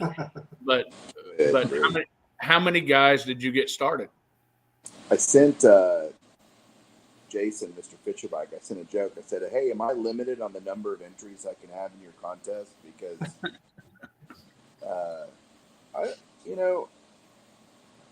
I think that truly and fairly, even though, Chris, I may have pushed you over the edge, there were other guys you were still watching that you were kind of like, wow, that, so I don't think it's ever really one person, honestly. It takes a village to kind of, get somebody off dead center sometimes into making content. But for anybody to say that I had any influence on him is humbling, and it makes it kind of worth it, right? Right. I don't know. I wish I could just rattle off a bunch of names. The truth is, I didn't know about, Chasing Majors. He did his, and he said that I inspired him or convinced him somehow on a video or something to do it. And got to meet him at the National, and just making those connections. Guys coming up to me and saying, "Man, I would have never done it without you," or whatever. And I'm like, I don't do anything. It's not like I overtly try to create that tree that you're talking about. But I'm glad that hopefully other people are inspiring too, but it's pretty cool that anybody would, mention you and say that you mattered to them. That always feels good, right? It's funny, early in YouTube, back before you guys joined, so many people were all about, don't tell people what to collect. Now everybody tells people what to collect. Don't do this, don't do that. And I kind of bucked a lot of that and pissed a lot of people off in the OG community. And now I'm seeing how much the community's changed over the last decade, and I think it's better now. I think it's a lot better. There's so much more collaborative efforts by channels. I see so many people take this stream, for example, so many people that work together and, hey, I got this idea. You want to do it with me and this and that. I mean, back in the day, I had a show called Beyond Cardboard. And it was the first time I tried to do something like getting collectors on and just asking them stuff like, hey, what's your favorite color and your favorite breakfast cereal, and go beyond cardboard. And it's like so many people are doing that now, and it's like, that is so cool because it's fun. Like you guys said it before I caught on the stream about how much more comfortable it is to be on the stream. And StreamYard's been a wonderful, Google Meets or Zoom or any of these programs allowing us to. It's funny how we all use StreamYard for some reason, but that you have these tools to make this so much easier, and that just certainly helps to make all that happen. It's like, oh, just invite somebody, send them a link. Like, okay, that's super easy. I have people ask me all the time to do StreamYard. Like, what do I need? I'm like, your phone. Like, that's all you need. Like, you don't need anything else. So it's become. Communities just changed so much, and I think for the better. Yeah. I think, Mike, in a weird way, I think I think you actually pushed people to actually start creating content, even if you don't know it. I mean, like just me watching you over the years and stuff, and then, it's like you're so humbling and you just flow with the stuff. It's just there, and it's like, well, he can do it, like I can do it too. And you're always in there like, hey, like reach out, connect, become part of the community. That's what we're here for. And it's like, and I think after a time, it's like you're tired of not having those connections with other like-minded individuals, that you just ended up, like Chris would say, just push play and just go for it, because you're gonna have people that's gonna like your content, you're gonna have people that don't like your content, and that's on them, and I think just doing it, and connecting with everybody on here has changed all of our lives. Well, I hope that people see, if they get out of it, that, man, that looks like a lot of fun. Mike looks like he's having a lot of fun with his buddies. That's 100% true. And maybe that rubs off on people. And like you said, it's almost infectious. It's like, man, that's what I wanted. Because we all collect in our own little bubbles, pre-YouTube discovery, pre-community discovery. Like Matt, when his channel first started, Matt, we met at the Arlington show. Do you remember that? I do. Yeah, you had the TCU sweatshirt on. Yeah, and I remember that. And Tyrus was there, and you got your Peyton rookie card. What's that? You got your Peyton rookie card at that show, Walter Payton. So it was, all those interactions. I wish I could remember everybody's name. I don't. Matt was I don't know how long it took us talking where I said, hey, come over to the house and hang out. I don't know. Or was it after you bought that Hank Aaron? It was after the Hank Aaron. So we met in December, I think, at that Fort Worth or Arlington show, whatever. Yeah. And then in February, I think, is when the Hank Aaron purchase happened. Yeah, so I kind of look at it as, if our cards just stay, I feel if y'all hear this, if the cards just stay in a dark corner, what the heck's the point, And it's so funny how so few people are worried about things that they were worried about back in the day. It was like, don't show your face, don't tell your real name, because people will find you and rob you and steal all your cards. And I'm like, dude, in this world today, if somebody wanted to find me bad enough, they could find me whether I put my name out there or not. And I just don't worry about it. And I have a lot of guns. So Texas. Be careful in Texas. Matt's guns too. Don't try. But it's just changing. Everybody shows their face, and that was happening before I got on, but it was real. Like pretty much everybody does except Terry, TJ Mack and Andrew. But Andrew can't do it because of his job. But And he's also embarrassed about his cards. Well, what you said there reminded me of what I consider my first ever negative YouTube comment. And this was back when all I had behind me was like 1960 Topps Hall of Famers.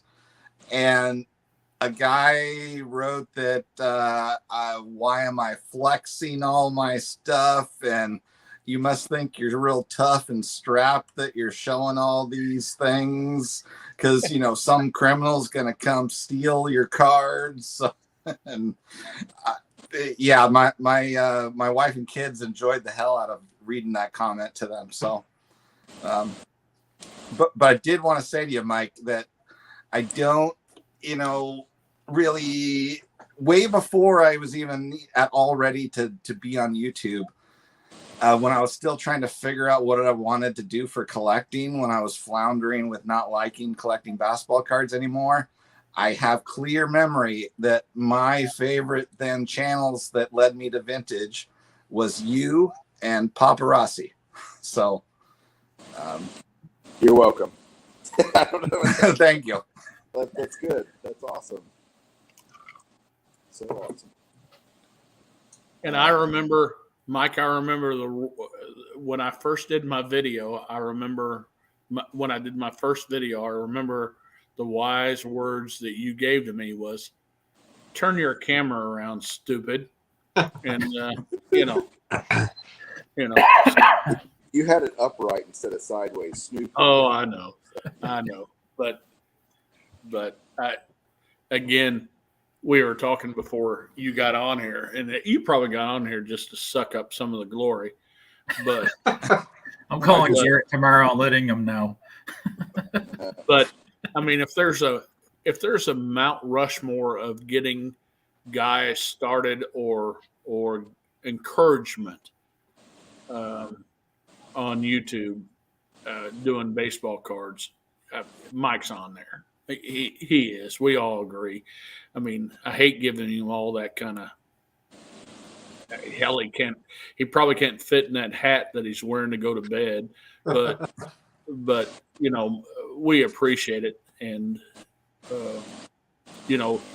Dave wouldn't be here for a year had he not watched your stuff and others. I'm just saying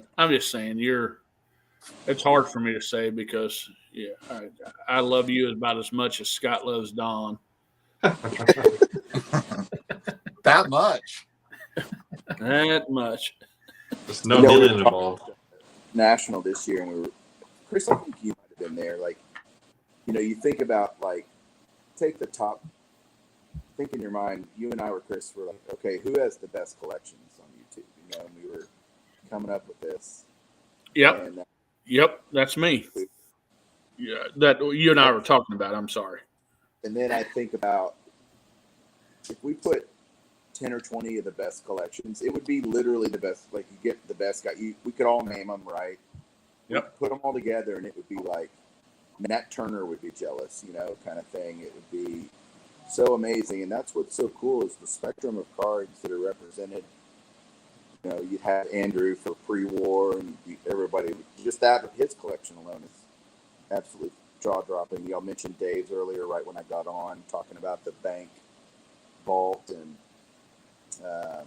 Mangini, of course, has so much stuff. Did y'all see that today? He put a short out or something, and just panned around his room, and I was like, holy crap! I thought my room was full. His is literally you can't even sit down, and that's one room of 10 he has. It's just there's so much out there to watch, and you don't have to. Nobody can watch everything. But go ahead, Chris. You look like you want to say something. No, just I remember saying this. You and I are talking. There's George Diamond Yard Sports Cards and Rick and Josh, and there's guys rated Josh rated rookie. the collection, the YouTube community that we know, that we have friends that we can wrap around together, might have the best card collection of anybody. It just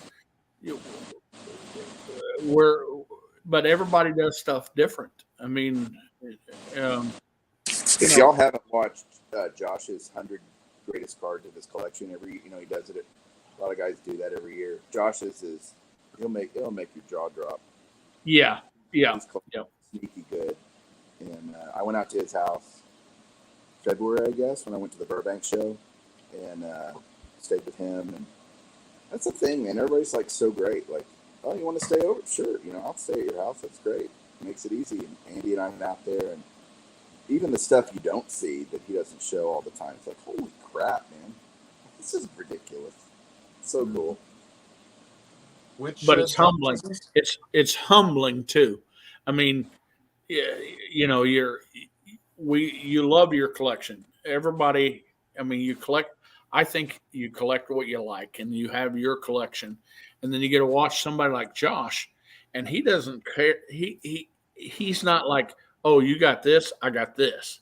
He just is like, here's my stuff, and you're just like, wow, you drop your jaw, and most everybody that we watch is like that. They have their stuff, and it's just, we're on here right now. There's not very many people that have a better Hank Aaron collection than Matt, and Matt's about as humbling as can be, I talked about how good looking his wife was, and he didn't hit me. So we're all Chris, how come you hit on everybody's wife? Well, I'm just throwing it out there. If any of your wives are after a short, fat married guy with 2 kids that don't make much money, come my way. Yeah, Q starts to the right. That doesn't work. That doesn't work for me very much. I'm just saying. Well, it did once. You weren't married though. Yeah. But yeah. Is anything going on in the chat? I can't even see the chat. No, there's nothing. Now we're down to 9 watching. 9, yeah, nothing in the chat. Last message was Hammer 44 saying pain meds must have worn off, and that was 11:52 my time. We haven't shown any cards in a while. Everything was going good until Baseball Collector got on here, guys. I think it's his fault. Yep. I thought I would bring some of the SCR crowd over here. That was, I tell you what, I had to watch I'm a Chiefs fan, so I had to watch that debacle last night. But I had a buddy of mine that paid attention to the SCR stuff, and that just was a fiasco.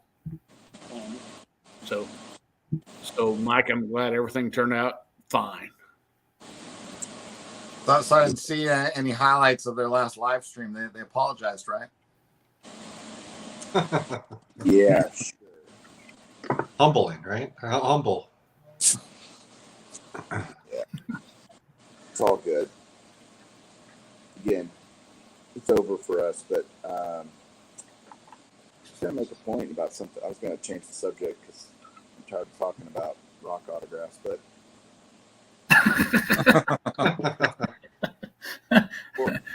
You're the one that keeps bringing it up.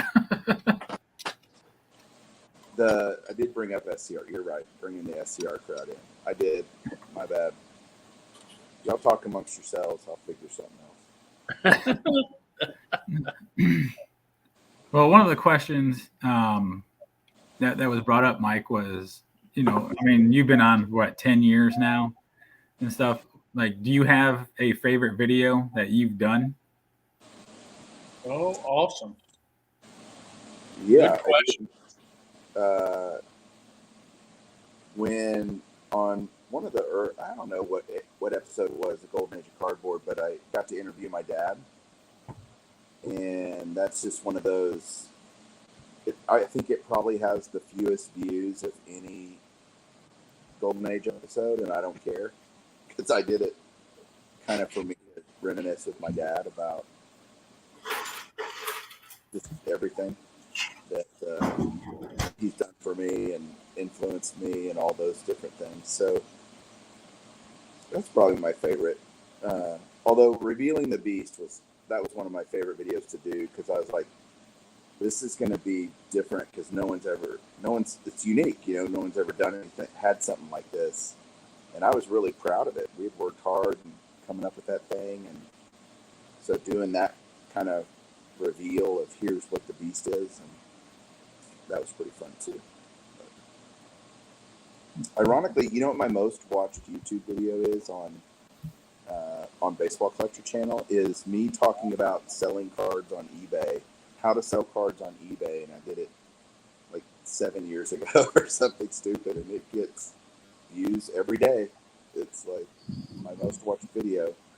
And have y'all noticed that the videos you enjoy the most, or you might spend the most time on and researching and all this, get the fewest views? It's this weird dynamic silver bullet thing that I've never really figured out with YouTube. But there's videos I've worked really hard on and edited and all this stuff, and nobody watches them, and I'll get on there and speak for 5 minutes, one shot, no editing, and it gets tons of views. It's like I've stopped trying to figure it out.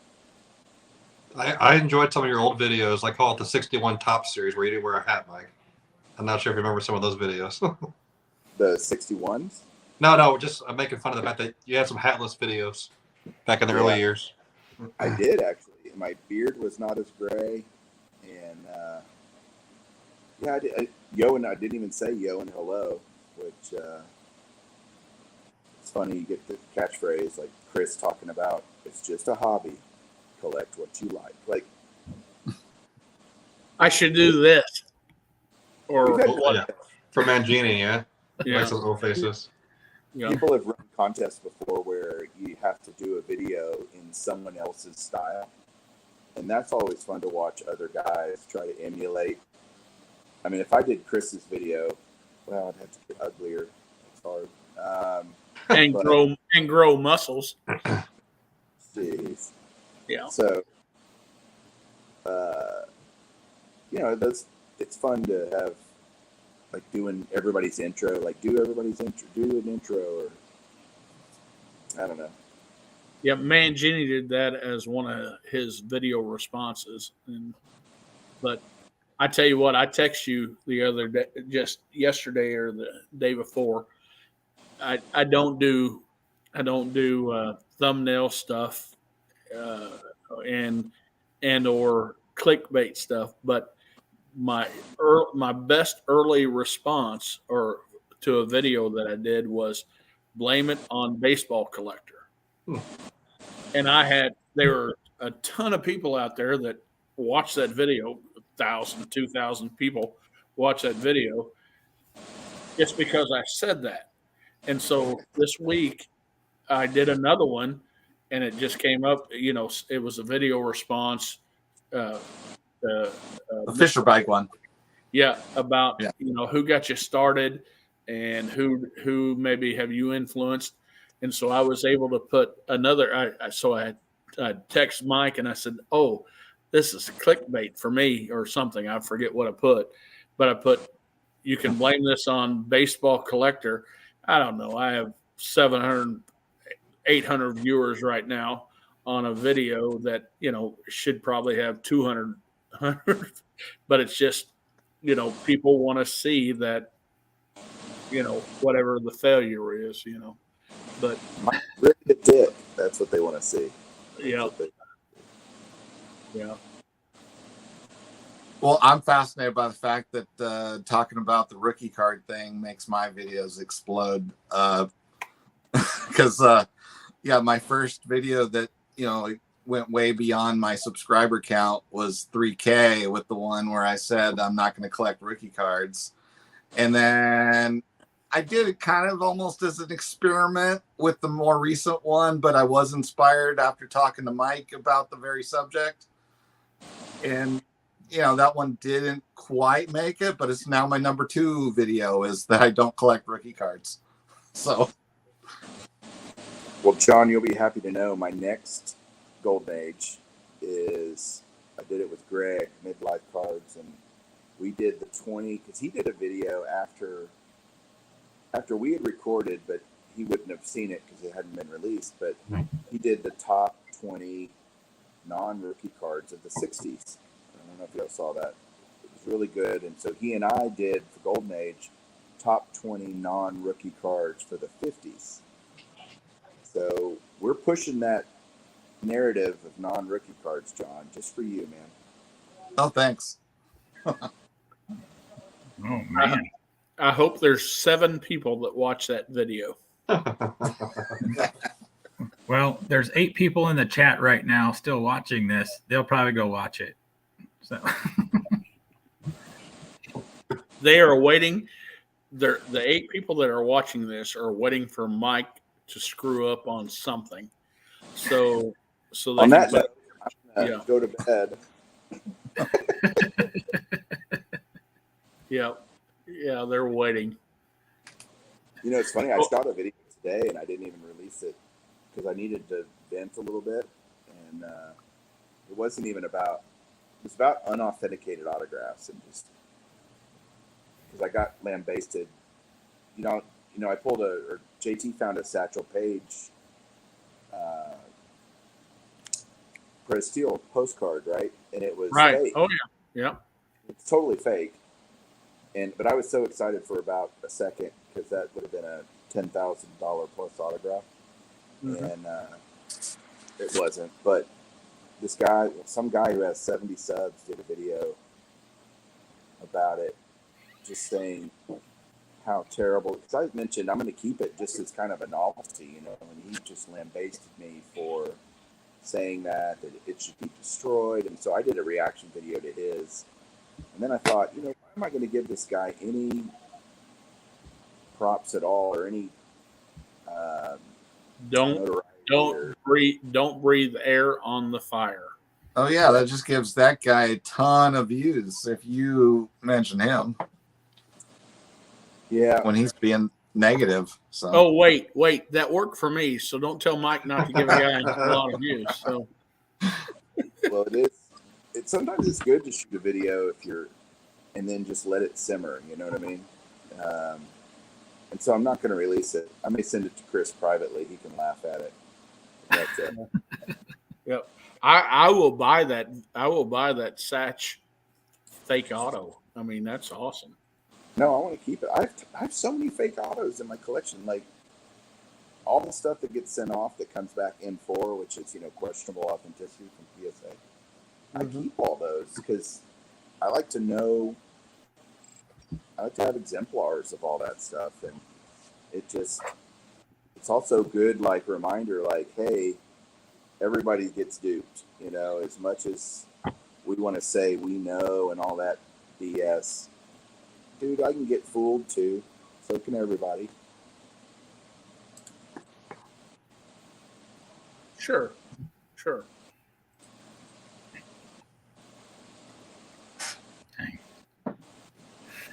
What else did y'all talk about tonight? Let me hear it. Give me the quick recap.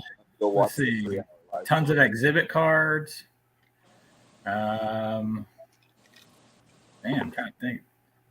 I don't know. It's like we talked John's about getting a roof next year at the National. He's already committed. Oh, Nice. Yeah, stop buying cards to save budget for that. non-rookie card. Don't worry, he's not getting the M4 forfeit, whatever it is. The Babe Ruth rookies. Leave that for you, Mike. Then there's a point where John was sniffing cards. Oh, this card smells different from this year. You know, top smells different from Bowman. I was just waiting for do a Pepino and start licking the cards. Tell me different taste. I don't. Yeah, want what's smelling on that? Was this 53 Tops smelled different from the 50 Bowman, which smelled different from the 49 Leaf. And then this little thin strip card didn't smell like anything. So can I be the first to say I don't want to smell anything that Pepino Man is licking? I'm just. I don't. You know, I'm just don't want to. But But Mike, hey, so I think we ought to push the narrative about Strongsville with the vintage guys. Seriously, I mean, I know it's away from Dave, and I know it's away from it's a long way away from Matt too, and John, but I think we ought to push the narrative because if we're vintage collectors, and most of our channels are, that's the show to go to. Well, Matt and I are carpooling from Dallas, so Has the dates come out yet for that? Can I fly to Dallas and drive up to Strongsville with you guys? Why don't they just stop by and pick you up?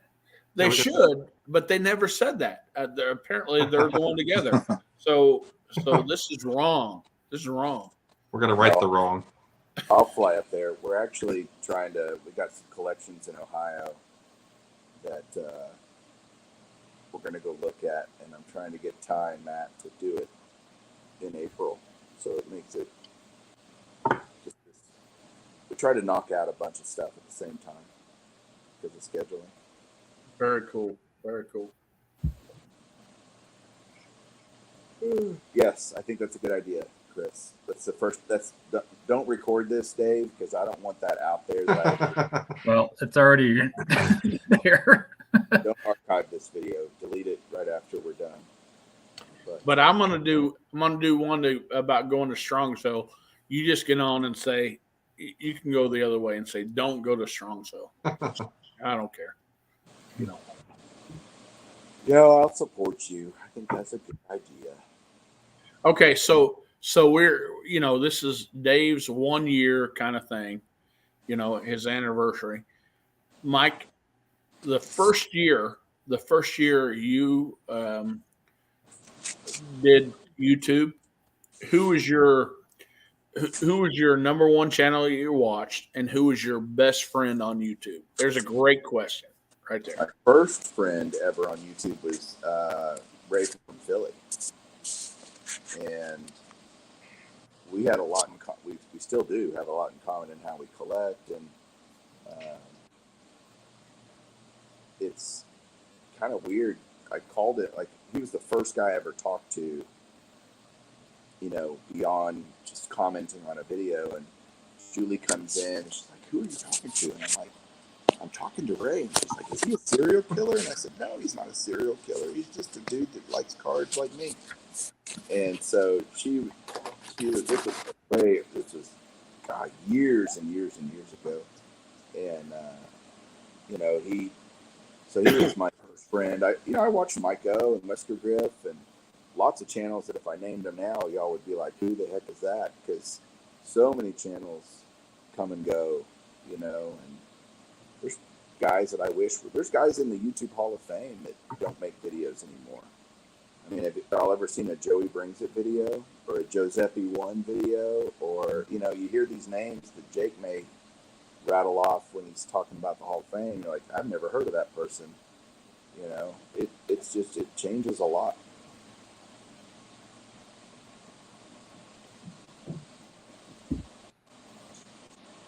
Any questions, guys?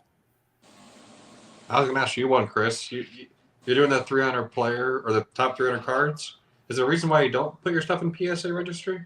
I know you mentioned you don't really use the PSA registry. I'm just curious why. That's a good question. That's a great question. I'm going to tell you this right now because Ray and Mike are asses. So much for being friends. It went sideways really quick. I figured it was just technical issues, considering his proficiency. No, let's get this right again. Mike and Ray are asses, so I'll get that straight. But no, I do that collection, do that registry because Mike and Ray have done that.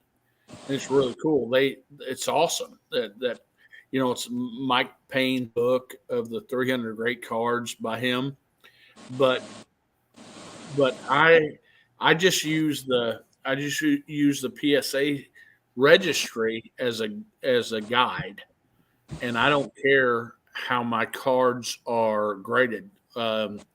like if they're SGC or whatever. And so I want to go after that. I want to go after that group, but I don't care how they're graded. When I did the post-war Hall of Fame registry that the commie John 3D80 kid is, These purchase. I didn't care essentially that they were all PSA, but now I wanted them all PSA, so I got them, and so I completed that run.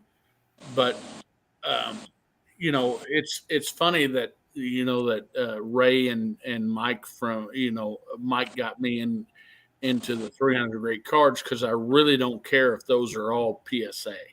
I just want the cards. So I'm doing the registry, but not the grading company. Okay, that's enough for anti-registry. I was just curious. What's that? Are you just anti-registry?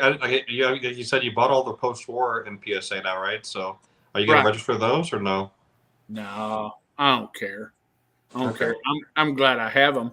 Just I like to rub it into Mike, the baseball collector. I like to tell Mike I have all the cards because he's going to go, but I just. We have such a healthy friendship. It's great. Hey, like a shrink here. Yeah, but again, I don't. I'm glad I have the cards. I don't care if I'm the number one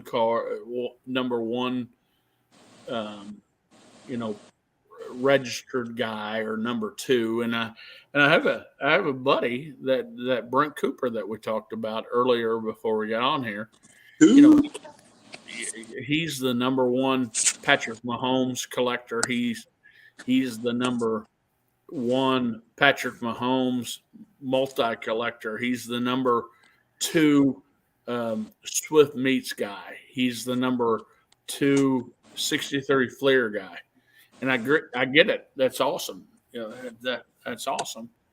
But, I would like to have the whole 1963 Fleer cards. I don't care if I'm number one of it. I just want all of them, Yeah, I'm just curious.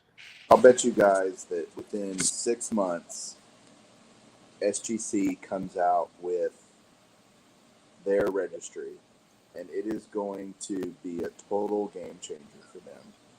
And they're going to allow their registry is going to be non-exclusive, meaning you can put your SGC cards in there, you can put your PSA cards, your BVG cards, whatever. They'll all be able to be counted. And then I think Chris will jump on board with something like that. No, he's technical difficulty still. What? You still have that. You can't work technology. Yeah, BCP. Yeah, BCP. You are dang straight. You're dang straight.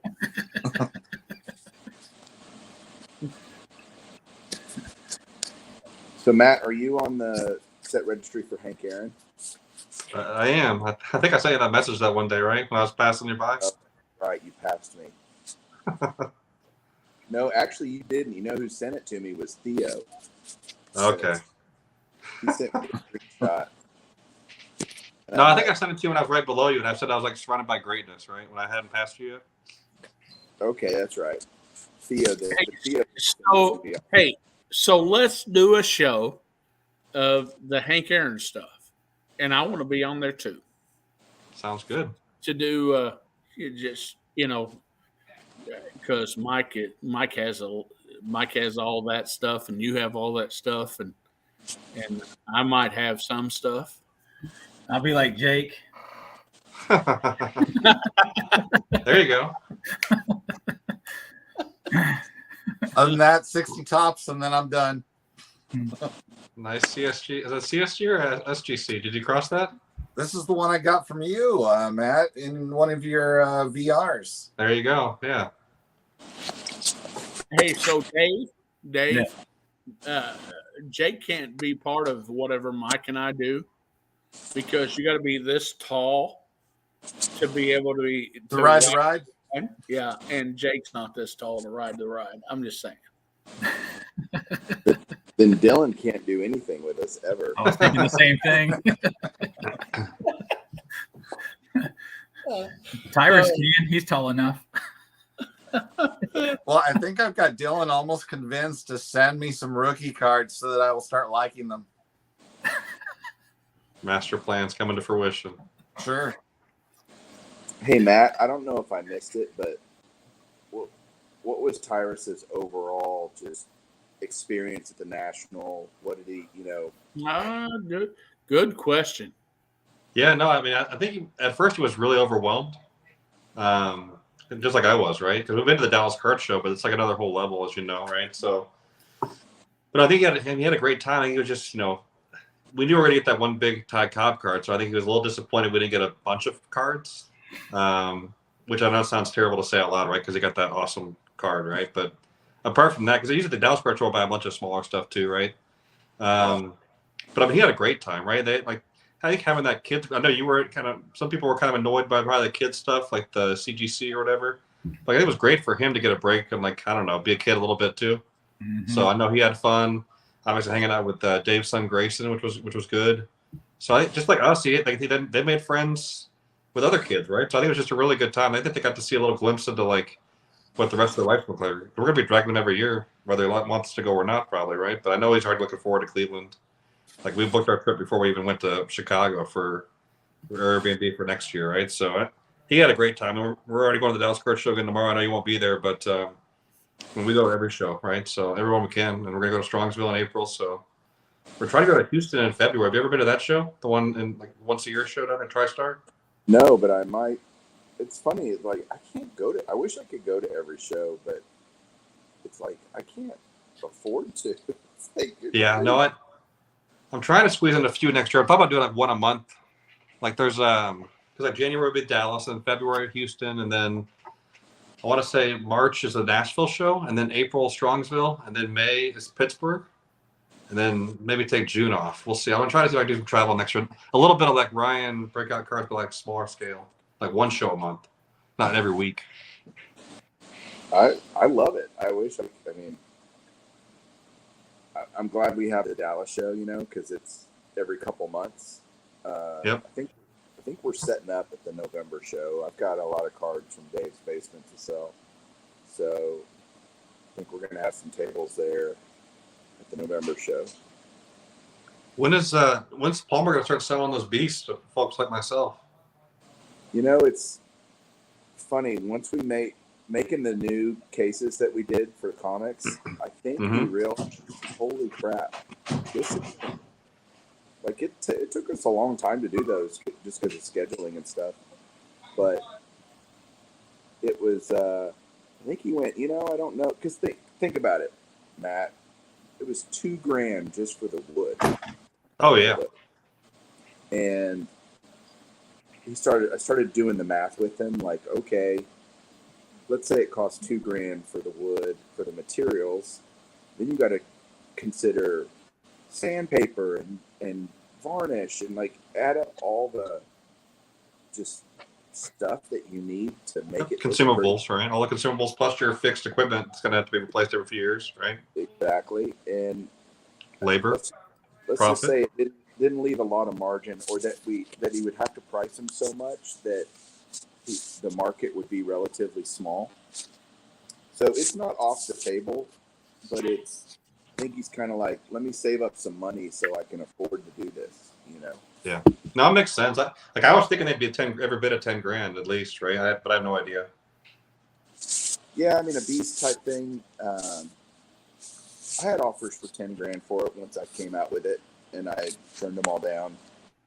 I mean, I'm never giving that thing up, but I don't know how many people could do that or would want to do that. It doesn't seem like that would be a sustainable thing in the hobby, but obviously you could do smaller versions, that aren't as expensive. And you can create systems if you're going to be doing them constantly. You set up all your jigs. I'm going to start talking woodworking talk, but you get all your stations set up, and we're going to do all our dovetails over here. We're going to do all the making the drawers, assembling drawers and gluing, and you have all these stations, and you can kind of create an assembly line type of an effect to make it happen. But at my dad's shop, there's just not enough space. It's just no way. So Hey, that just was a hold long on. answer to your simple I'm question. gonna stop the live and stuff, and then we can talk after. So, thanks everybody for joining. I'll catch you all later. All right. That's Dave.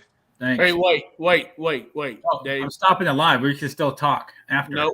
Nope, stop. What? Stop. So hey, listen, I don't care if this is your channel. You just wait for me. I want to congratulate you for a year, bud. And I want to congratulate you and say thank you for your service. And you're a different kind of collector, dude. And we all love you. And even John 3D80's kid's going to screw this up, but he loves you too. And Matt loves you, and I know Mike loves you, and we're proud of you. And you keep doing what you're doing, okay? All right. Thank you. All right. So you do whatever you want to now. Congratulations, though, bud. Seriously. Chris. Seriously. Congrats, Dave.